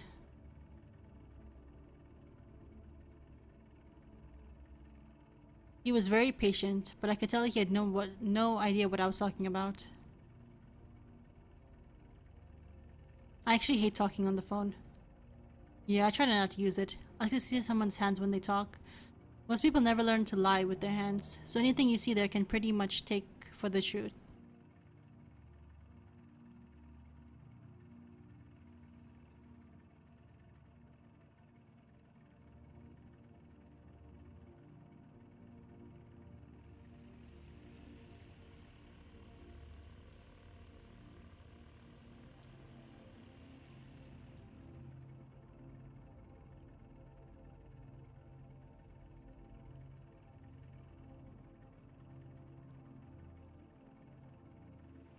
More of the...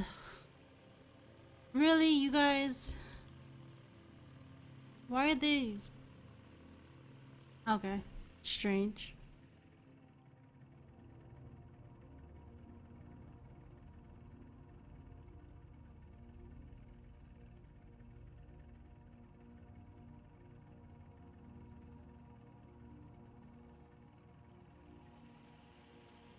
Are they following us?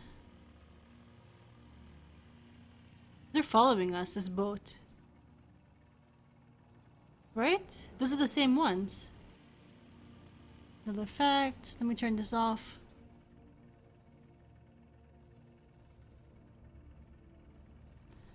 Lizette's sick. I mean, she's old. We're both old.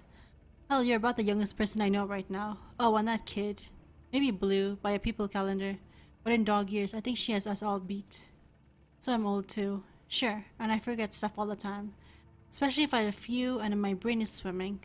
But I mean it's all going away. She's losing words. You'd never think you'd lose. Not just like the streets she grew up on, but the names of colors and types of furniture. Or I mean, even the word furniture.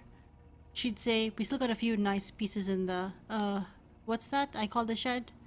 Where we put the bigger pieces, the beds and couches and I'd say, oh, Liz, why do you keep teasing me about that time I fell asleep in the furniture shed when it's so damn comfortable?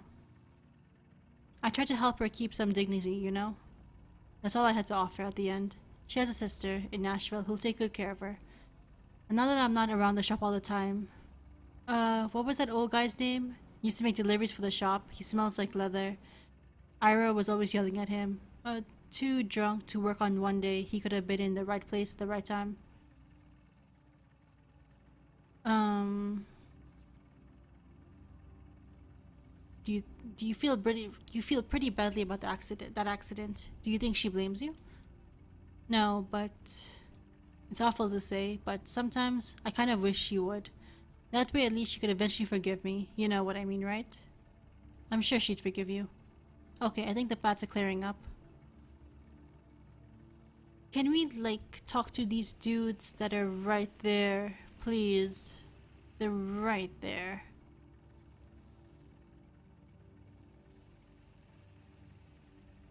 Like, would you not be horrified if you look behind you and there's two skeletons on a boat kind of, like, following you? Is that not horrifying? That's terrifying. And they're still there.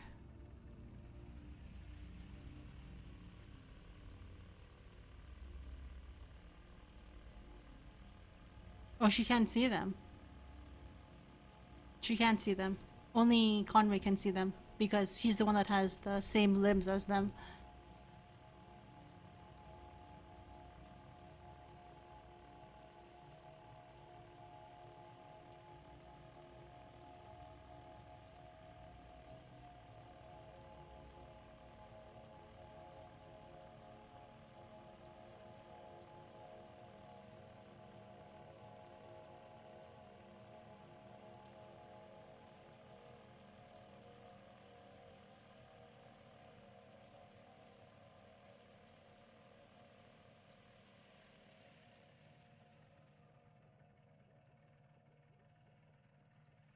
So this is an unusual place. Very unusual.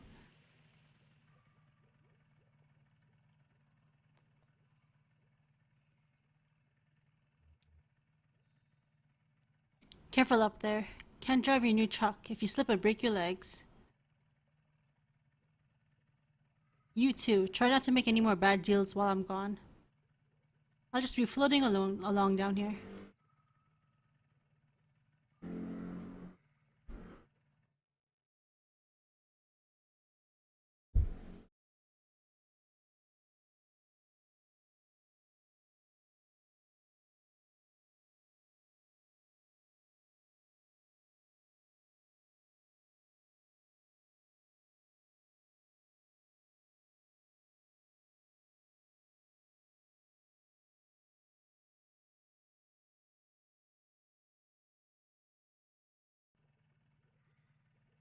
I mean, just keep your eyes open and don't look back.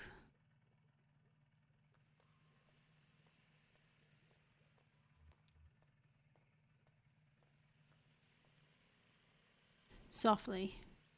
Could be bypassed with another capacitor at 100 nanofarads to reduce noise. If your circuit's too noisy, you should tie those floating pins to the ground. Oh, that's a pretty good idea. They're probably picking up all kinds of radio interface. Pleased to meet you. We don't install this type of phone for customers anymore, but there are quite a few of them still in circulation. Anyway, the new system doesn't source enough current to ring these old bells, so I'm trying to come up with a workaround, maybe a little box the customers could attach right before the wall jack. Sounds like a good gig, fixing all phones. Oh, well, yeah. I'm here just about every night. Is this your first time down here? Yeah, I can tell. Your eyes can't quite adjust to the light. It takes some practice. Believe it or not, I've been coming here since I was a kid. For one reason or the next. Back then, this place was a train station. It's true, they had bats then too. But they were considered a nuisance. What happened to it? Well, the river shifted and this place slowly filled with water, carrying the trains away with the current. It does that, the river, and I don't begrudge it. It's a good reminder that everything we have is borrowed, even trains. Eventually, someone at the Bureau of Reclaimed Spaces heard this place was still empty, so they moved the phone company in here. I returned as a young lineman, as a skill I picked up in wartime, running telephone wires behind enemy lines. We used trees instead of poles. I miss that, actually. They were easier to climb. It's just as well.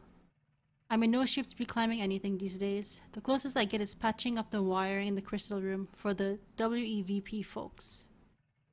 WEVP, that's community television. I volunteered there for a number of years. I know everybody over there. Ralph, Sherry, Weaver, Dave. Weaver Marquez? Sure.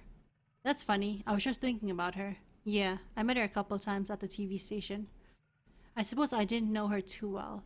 She handled the archives, and I was helping with the writing and stuff. She really seemed to know her way around all that gear, though. She had a head for signals, I think. No idea where she ended up. I would guess she's probably not so popular among the station anymore, but I always liked her. Listen, miss, if you're interested in WEVP, you should go talk to them directly. They're always looking for volunteers. Take the ferry over to the silo. There's a mail stop there. They don't have a sign or anything. Just ask around. I guess I'll get back to this old ringer. Poppy's just a little further down if you're dropping off that package. Nice chatting with you.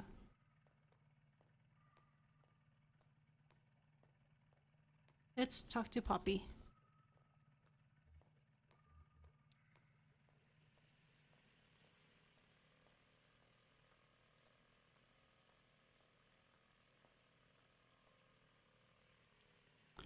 Just sit right over there by the lamp.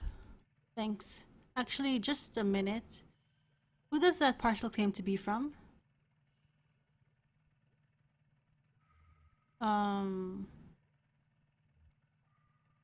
That's weird. There's no label on it. Well, if we're lucky, it's chocolates from Secret Admirer, and not a snake from an assassin. So who are you? Do you work for the post office? Or the tugboat? I only asked because I haven't seen you before. Was that you I heard chatting down the hall? I'm just doing Kate a favor, dropping off this package. Kate. I love Kate. She helped deliver both my nieces, one in hospital and one at the base of a mossy moonlight oak. It was beautiful. I love Kate. I think Loretta's granddaughter used her, too. Oh, Loretta used to work here, actually. I think I think quite a few of our former operators have relied at some time on Kate's service. Well, now I guess they have more time with their little ones. As you can see, all their chairs are empty. It wasn't always like this. When I came to work at the Echo River Central Exchange, there were 12 of us. Loretta, Edna, Meg, Clara, Marie, Louis, Liz, Hester, Angie, Wilma, Connie. I was number 12. Connie and I were hired on the same day, but she showed up early. Marie finished college, and Hester was fired for snapping at a root collar, but he had it coming. And I hear she did just fine on her own. So they hired Beryl, Jana, and Sachiko, which brought us up to 13, and that was as many operators as we ever had here at one time. The power company came along, buying all the lines, and one day they took the exchange as a throw-in, like it was nothing, and they started phasing us out. Edna, Meg, Kara, and Louis left one Friday evening and were asked to not come back on Monday morning. Beryl saw the writing on the wall and quickly found employment at a private PBX. They had Jana and Liz stop writing calls and write up some kind of best practices document instead.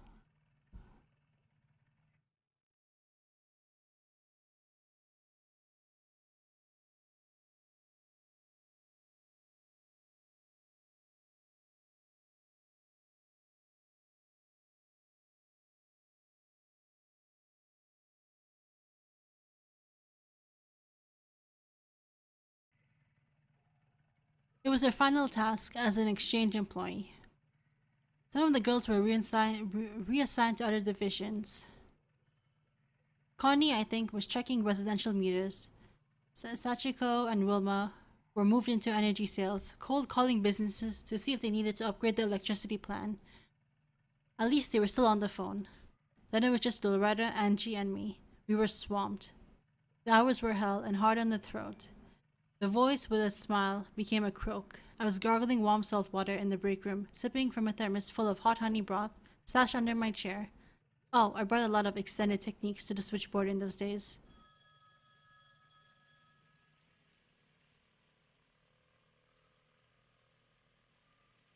Sounded pretty good to me. Yeah, I'm impressed. So where was I? Hot honey broth and warm salt water. Right, and a healthy dose of slippery elm. I got that one from Kate. So after a few months, it was just me. A new automation strategy was announced, and this place was rechristened. Are you lonely? Sure. This place feels different when it's empty, cold to the touch. And you know, it really is all about touch here. Sound is my vibration, a touch you feel in the ear. So my voice is my touch. When we're talking, we're touching, even on the phone. It's an electric touch, an intimate little shock that makes your tiny hairs tremble. That's not even what I mean. When I say it's all about touch here, when the power company first tried automating this old exchange with fancy new transistor arrays, the switchboard caught fire.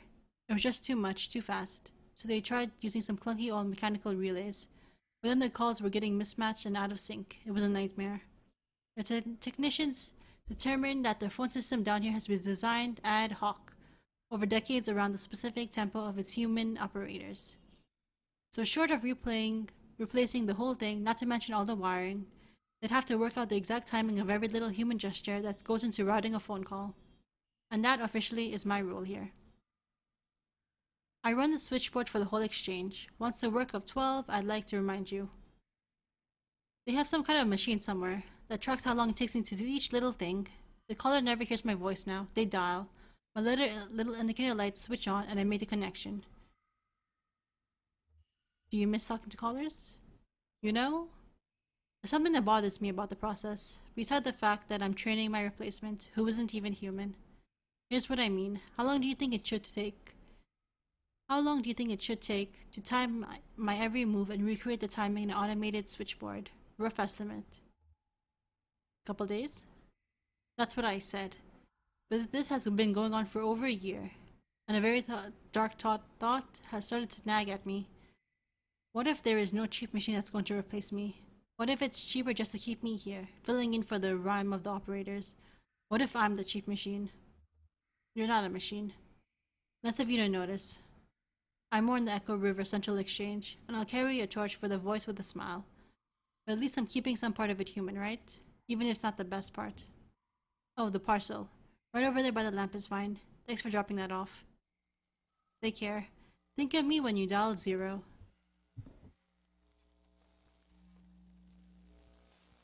Oh! Oh no! Oh no, did he become... Conway! Conway? Oh my... Conway be...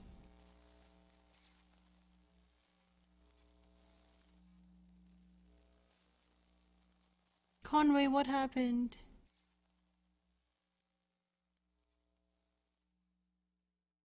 They better not end it there. That better not be the end of Act 4.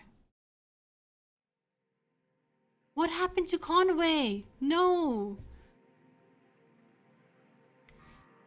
She returned on the dinghy alone. She had a strong and sudden urge to shut the motor off and let the current take her. But she couldn't work out where the impulse came from, so she did her best to resist it.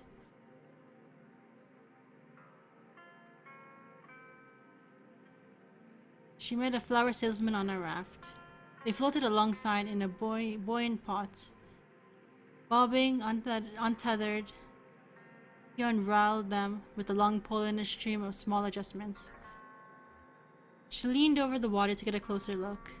He just started work for the day, so his stock was full. He pushed a few bouquets her way. First was a bundle of mums. He suggested it would make an appropriate apology bouquet. Next, a simple mixture of snapdragons, made to look wild. She thought it looked eager, and he agreed. Finally, a rustic mass of blue petal flowers of many different types. He said it was for a particular kind of person. If it didn't remind her of anyone in specific, she better move on. He drifted away with the current, pushing his flowers along with the raft. She met a guitar player pedaling a floating bicycle with his dog in tow. He said they took turns. The water was cold, and the floating bicycle, while technically marvelous, wasn't quite buoyant enough for both of them. Swimming is hard work. The hardest work the dog has ever done, he expected. They'd been traveling this way for most of the night, struggling through the icy water, stopping to recover when he could find a rock large enough to start a small campfire.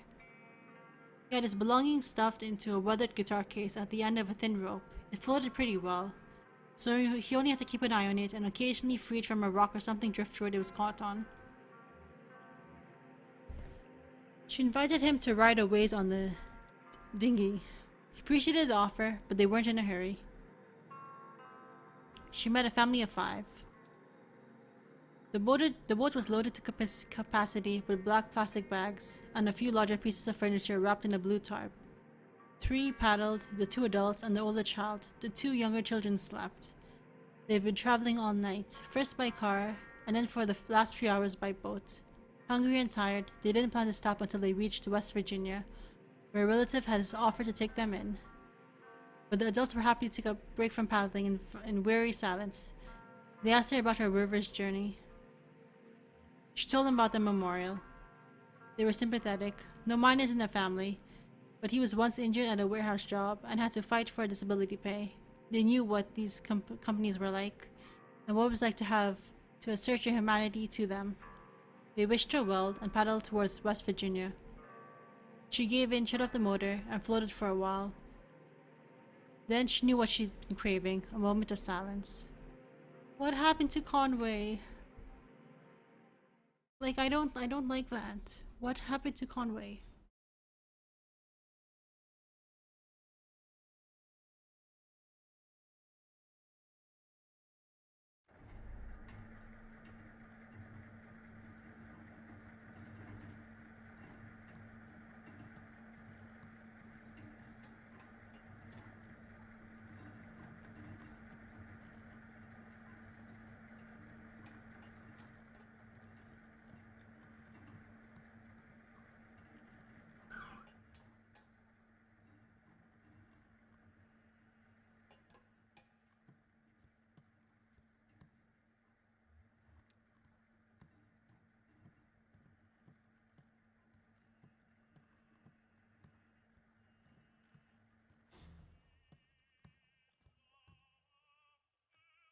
Just in time. We've already finished eating. But we're about to place a to-go order for Clara. She's back on board, getting ready for her show. Take a look at the menu. I'm sure there's something you'll like. At least a bit of a local celebrity. For her cooking, I mean. Hey, Ezra was just asking about you. He's around the corner playing a video game. Maybe go let him know you two are back. Or where's the old man anyway?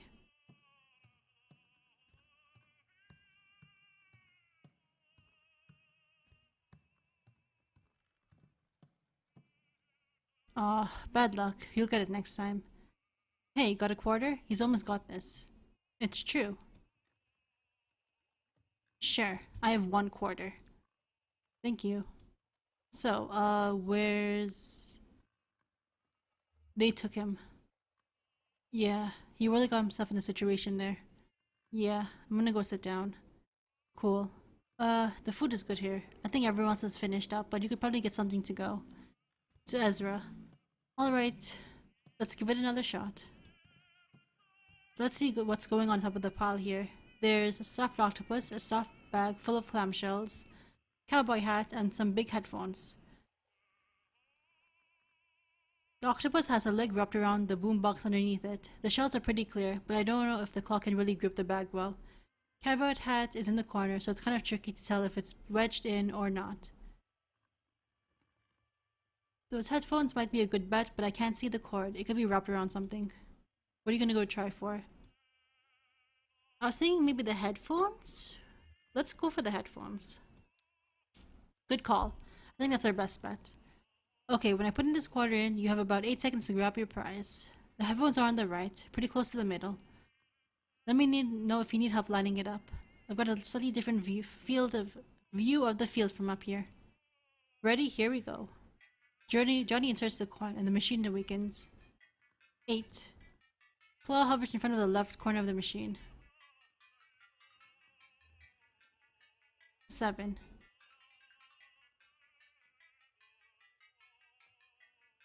Does this look right?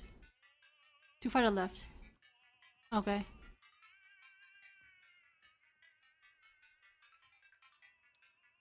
5.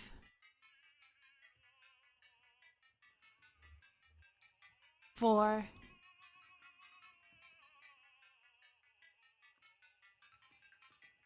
3.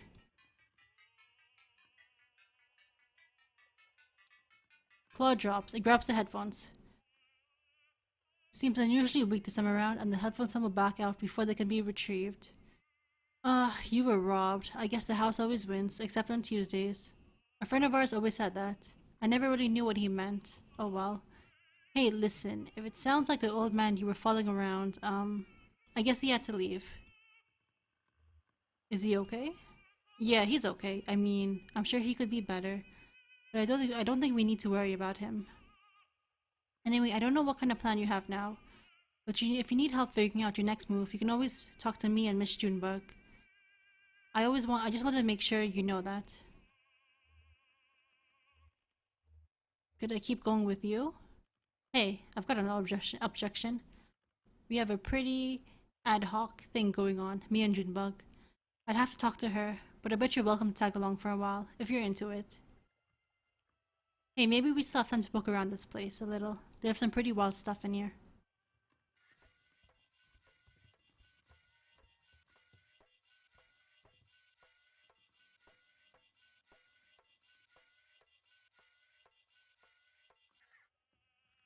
Hey, did you see this? They kept a table full of fake food over here. I've never known why. Actually, I think it might be real food coated with celiac or something, preserved. And look, this tentacle-looking thing is half eaten. This is someone's meal that they didn't finish. I dare you to take a bite. You first. Okay. No, I'm just kidding. If Sam and Ida preserved this half-eaten meal, it must have been pretty important to them, right? Maybe it belonged to someone they care about, like a beloved uncle had a mid-meal stroke, so they kept it in his memory. My folks left behind a bag of sunflower seeds, but I threw it away. I should have kept it, right? Oh, no. I didn't mean that, kid. You don't need to hang on to every little memento. I'm sure you still remember them just fine. Are you worried about them? I just missed them. Okay, well, I don't know what the deal is with this table. Sometimes people do weird stuff because they miss someone.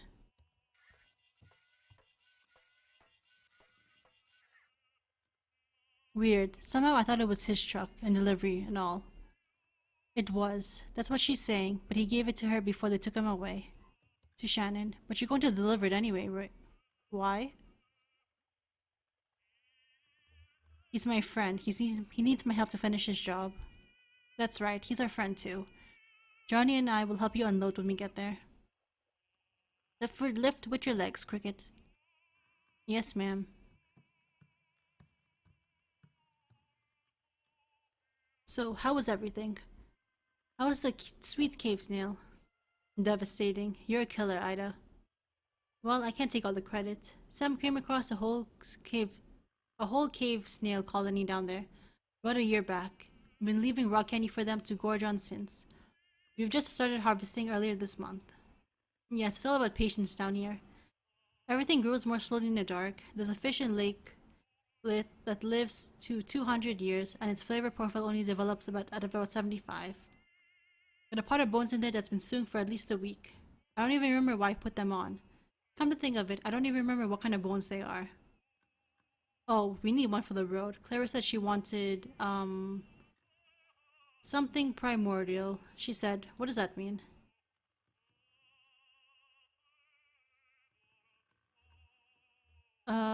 Something very deep in the lake.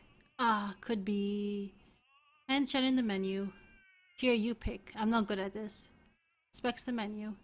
She'd probably like...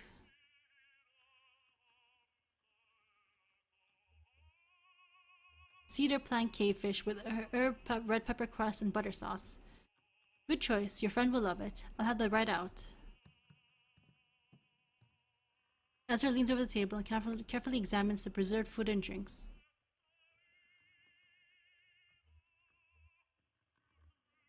Prods a half-eaten tentacle. Solid and fixed in place. We used to steam those. Juicy, but I prefer them smoked now. Sorry I startled you. Why is it hard? We covered them. Do you know what it is? It's bug wax. The food is about 15 years old. It's true. Things were different then. Nobody came to eat here. We were fighting just to keep the lights on. Sam, my husband.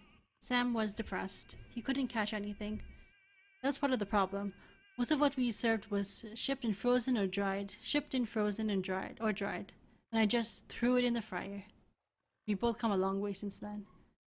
Well, two young men came in for dinner. Seasoned drivers.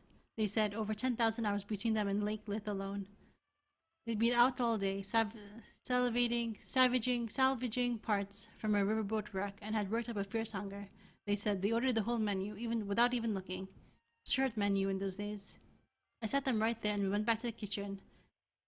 Sam was at the next table doing a Sudoku and drinking malt liquor, his usual routine at the time.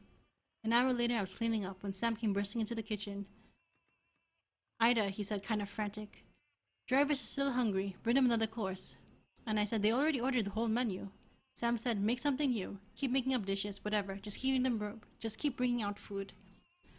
So I did until the small hours of the morning. I made so many new dishes that night I could write a book. And it was good. Inspired. But I was working so hard and fast at the burning edge of inspiration I didn't think to write any of it down. And I was so wrecked with exhaustion the next day, I knew I couldn't remember what all I'd done in the kitchen. Sam thought we could take a photograph of leftovers, but we couldn't get the lighting right. So we just shellacked the whole table. Now when I need inspiration for the menu, I come and look over here and think about all the the dishes I threw together for those drivers. Of course, I didn't pay their full bill. I heard one of them complain to the other. Let's just pay half and let them charge the other half to whatever demon in the kitchen kept making up food faster than we could ask for. But it all worked out. Things have really turned around since then. This place is actually pretty popular now. The success and our extended menu inspired Sam too. Started bringing back the most magnificent ingredients from his nightly drives. I'd better get to work. Stay right here and I'll bring you a treat on my way back out.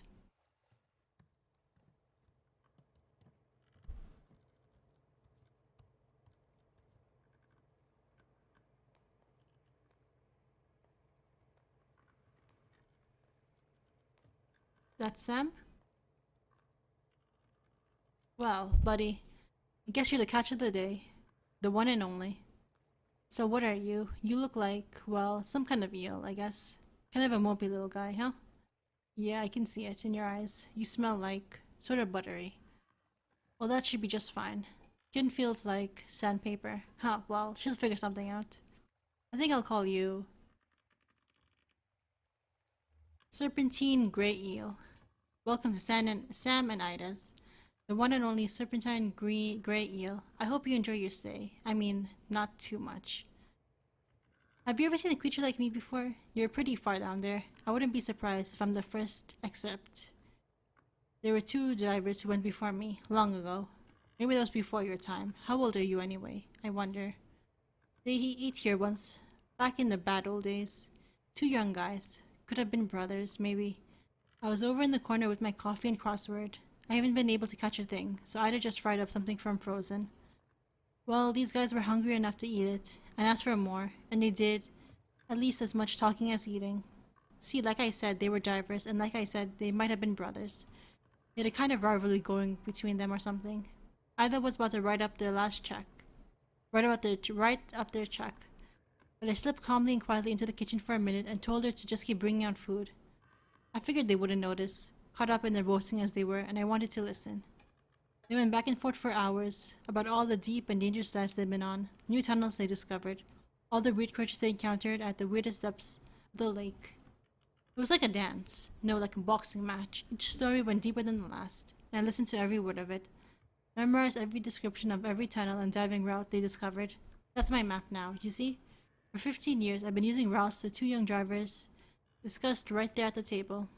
Yeah, I could write a guidebook of the depths of this lake, but I don't dare. Someone would steal my good diving spots, and then where would I be? See, people come here from all over just to try our daily catch, because they know it's a unique. Aren't you proud?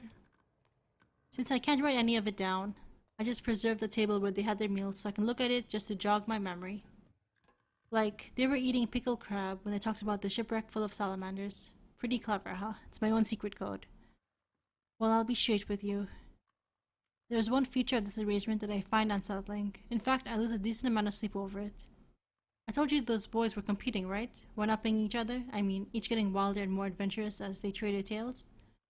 Well, I navigate mostly in the dark down there, just by going by touch and a kind of mental picture I can construct from the detailed boast. And every time I explore a new diving spot from those recollections, I have to weigh it all against the risk that I'm headed right into a dangerous falsehood. One of those men could have felt for a moment like he was losing some ground in the little duel, so he could have slipped a fake one out in there. Maybe he told a fib about some dive he went on and found a colony of blind shrimp living in a discarded refrigerator. And when I get down there, my diving bell cracks open on a sharp rock where he said that fridge would be. And that's the end of Sam and Ida's. To be honest, the possibility puts the fear of death in me every time I touch water.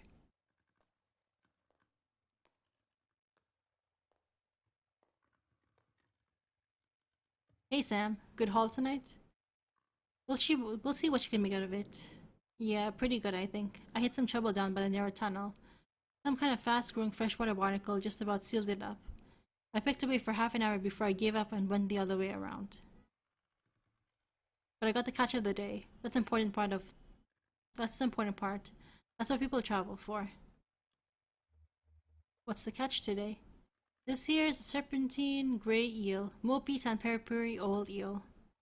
I don't know how she'll fix him, but that sandpapery quality's gotta do something for, what do they call it? Mouthfeel?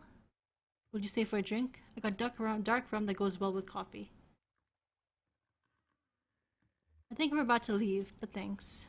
Just passing through. Hey, aren't we all? Oh, she's got your food ready. You all enjoy your meal.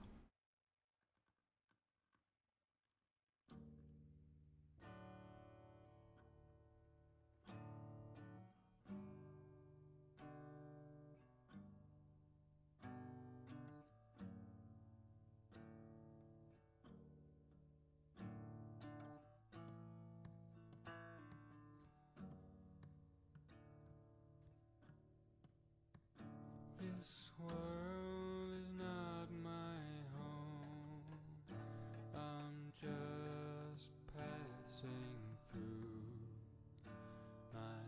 treasures and my hopes are placed beyond the blue.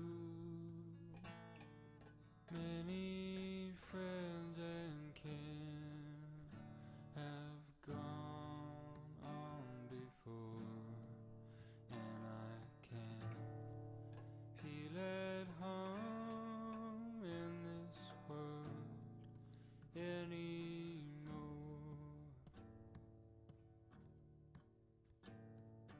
Oh Lord, you know I have no friend like you. If heaven's not my home, oh Lord, what will I do? Angels beckon me to heaven's open door, and I can't feel at home in this world anymore. I have a loving mother up in glory land, and I don't expect to stop until I shake her hand. She's waiting.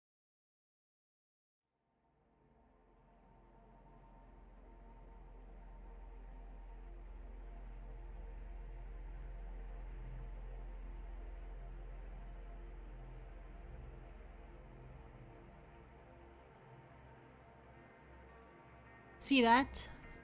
Just looks like a swirling mess of garbage, doesn't it? Well, that's what it is. I don't know why trash seems to collect right there of all the spots in the lake. It's always been that way. Everyone just navigates around it like it was an island or something.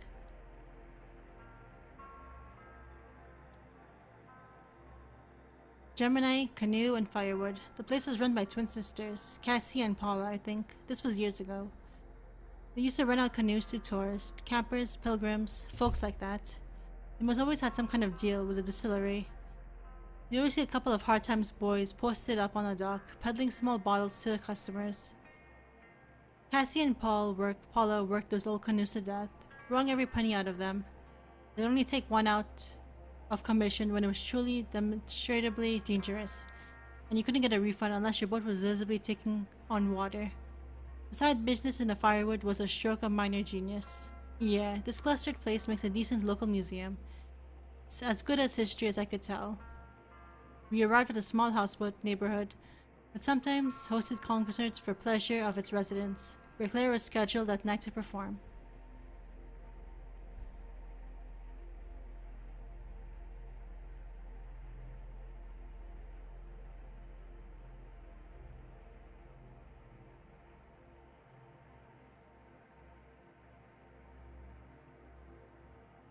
It helped Claire with her performance.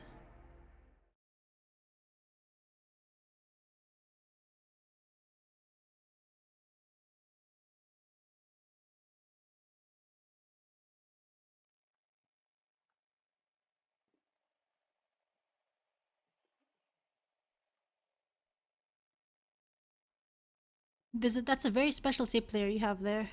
You can play forward or backwards, slow or fast. You may discover some completely new sounds tonight, Ezra. So, are you ready? Yes.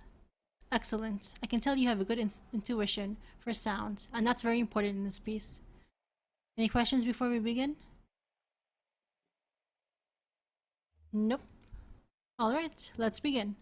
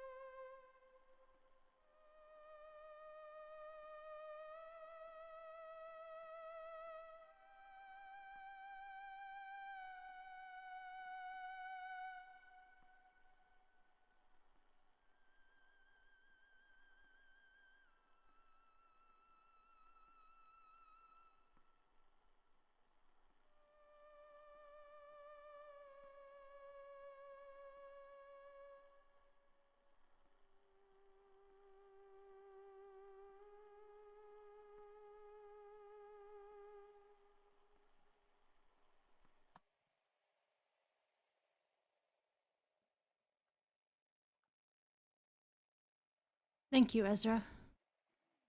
Was that okay? Oh, I don't think I understand your question. I just don't know how to tell if it was good or not. Oh, right. Evaluation. Good music, bad music. I don't like to think about my work about that way.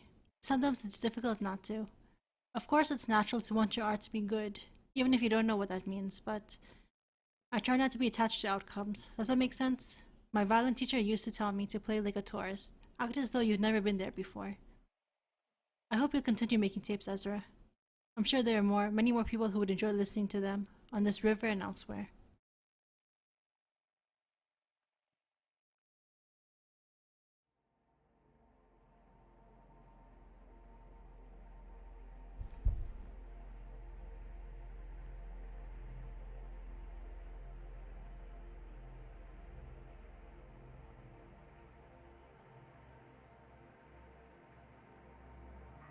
I met a photographer once. I mean, one in particular. She even took my portrait. I can't imagine why. She said it would immortalize me. That was a metaphor, of course. She meant I'd never be forgotten.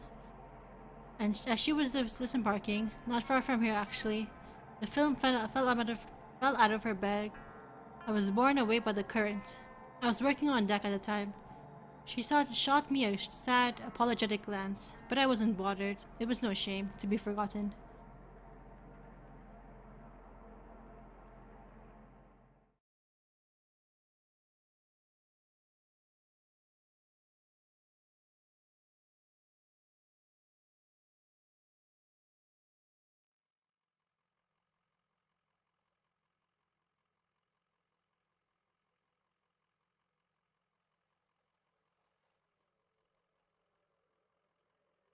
What's this place like, Dogwood Drive? Is it in a small town or it? I really don't know. I got the manifest the old man had in his truck here. Reading Lizette's Antiques. Mail order delivery. No return address. Shipping address 5 Dogwood Drive. Packing list. And then it's just numbers. I guess the inventory numbers of the antiques he was supposed to be delivering. Anyway, I'm glad you're coming with us. Yes, I'm always eager to see more of the country. And I enjoy the company. I will have to find a bus or a train to go to Nashville by evening. Well, they have buses everywhere, right? Or hey, I could drive you to Nashville. Seems I have a truck now, only how are we gonna get it up these stairs? That's quite a staircase. There's no way to get this truck up the stairs, is there? Not with that attitude. No, there isn't. Looks like we're making the rest of the trip on foot. Is it safe to just leave the truck here? Sure, I don't think anyone but us could get it started anyway. Set it again.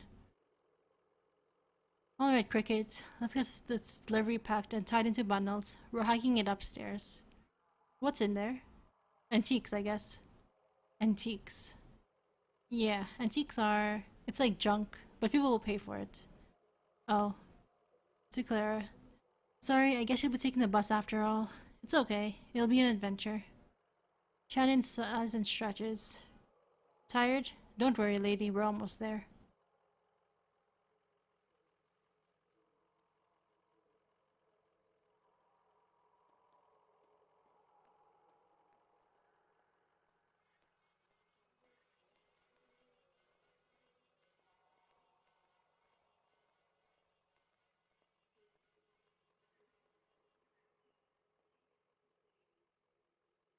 Oh, yeah, there was never gonna be a way to get the truck up those stairs.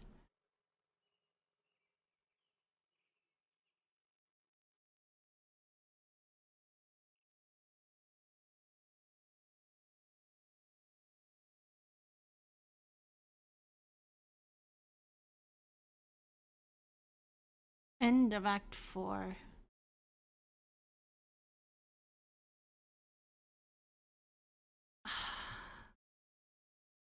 So that was Kentucky Route Zero.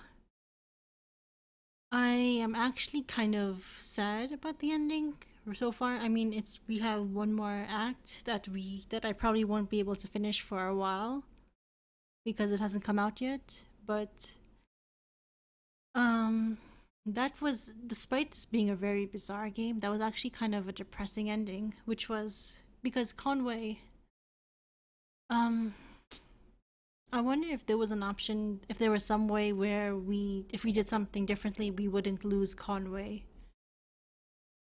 I don't know, because Conway's, I don't know. Conway's the first person we were introduced to, and he's been pretty good, you know. And then just to talk, we talked to that lady. We looked back, and he was in the in those skeletons in the boats. He couldn't talk. He didn't really have any emotion, you know. And they just left, and my dog had to just see that, and my dog is alone, and it's so depressing. I didn't like this ending at all. I didn't like it, but this is a very interesting game. Um, Probably one of the better games we've played in the past few weeks for this course. Um, I'm probably gonna play it a few more times just to see if my choices really do make an impact. Because my professor mentioned that, he said that the choices you do make compared to previous games where whatever choice you make, it doesn't really affect the ending except for the standing parable. He said that these choices, they make an impact in the game somehow.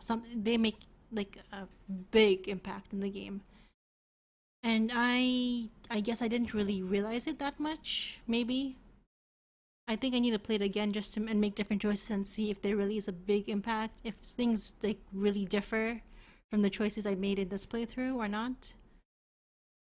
But this was definitely an interesting game and a lot different from the other narrative games we played.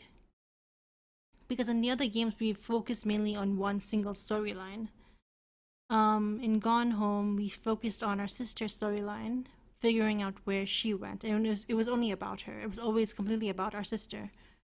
In Firewatch, it was about Henry, mainly. I mean, we got to learn a little bit of backstory about Delilah, but it was mainly about Henry and his past, his present, what he's gonna do in the future.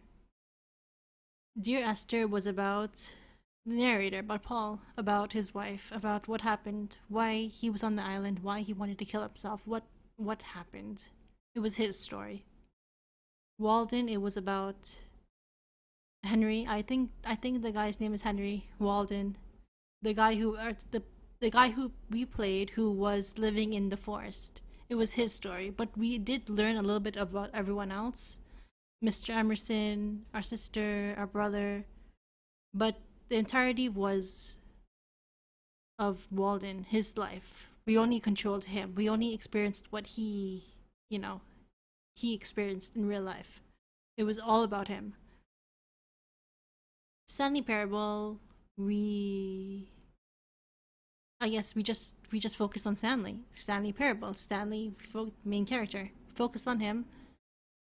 We got to learn about his backstory as well. We experienced everything through Stanley only. We only controlled Stanley. Whereas in this game, we focused on many people. We got to know Conway. We got to know Ezra, Shannon, Junebug, Johnny, Will, Kate, Clara. We got and what's her name? Lula. We got to know so many people. We got to control so many people and experience all their different storylines. We got to merge out and, like, you know, make personalities for each person, kind of figure out what are they like. We got to infect that, change that. And that's really different. And that's probably why I like this game so much, because you have so many choices, you have so many ways to affect the characters you are playing. But I'm curious to see if there is a difference. If I can make a choice where Conway doesn't lose his leg, you know? If I can make a choice where we don't have to work at the distillery, because when I was at the distillery, I didn't make it clear at the very beginning that we're not here to work, but we're here for a way to get into the computer. I never made that clear. So I'm wondering if I change that, if we'll still have Conway with us. I'm really curious about that because that was really upsetting to me. I don't know why, but just looking back at the boat and seeing that Conway was on a different boat and he was completely gone. Him as a human being was gone. You know, he was just a skeleton. That kind of fucked me up a little bit. And then our dog just watching. That was I didn't that was something. But yeah, this is the end. I don't know when Act 5 is, as I've said before. When it comes out, I will try to play it. Um I hope it comes out soon because after a few years I'm probably not going to replay it. We'll see, but I am invested in this game now. I want to know the ending. I want to know what happens to Conway and what happens to my dog, my poor, old, old, sad dog. What happens to her? I want to see if Ezra decides to actually go with Johnny and Junebug, if they kind of adopt him as their son, since they don't have children and Ezra doesn't have parents. And I'm curious if we find Weaver, if Shannon finds Weaver. I'm curious about all of that. But yeah, I hope you enjoyed. I know this was kind of a little bit of a confusion of a game. I was confused. You guys probably were a little bit confused. Might be better to watch another playthrough and just see how someone else plays this game. That's what I'm gonna do as well, just to see how someone interprets this game as well. Maybe that'll kind of help me out with the story. But yeah, that was Kentucky Route Zero, Act 4. This is the end for now, and I will be back in Act 5, whenever that may be. I will see you guys later.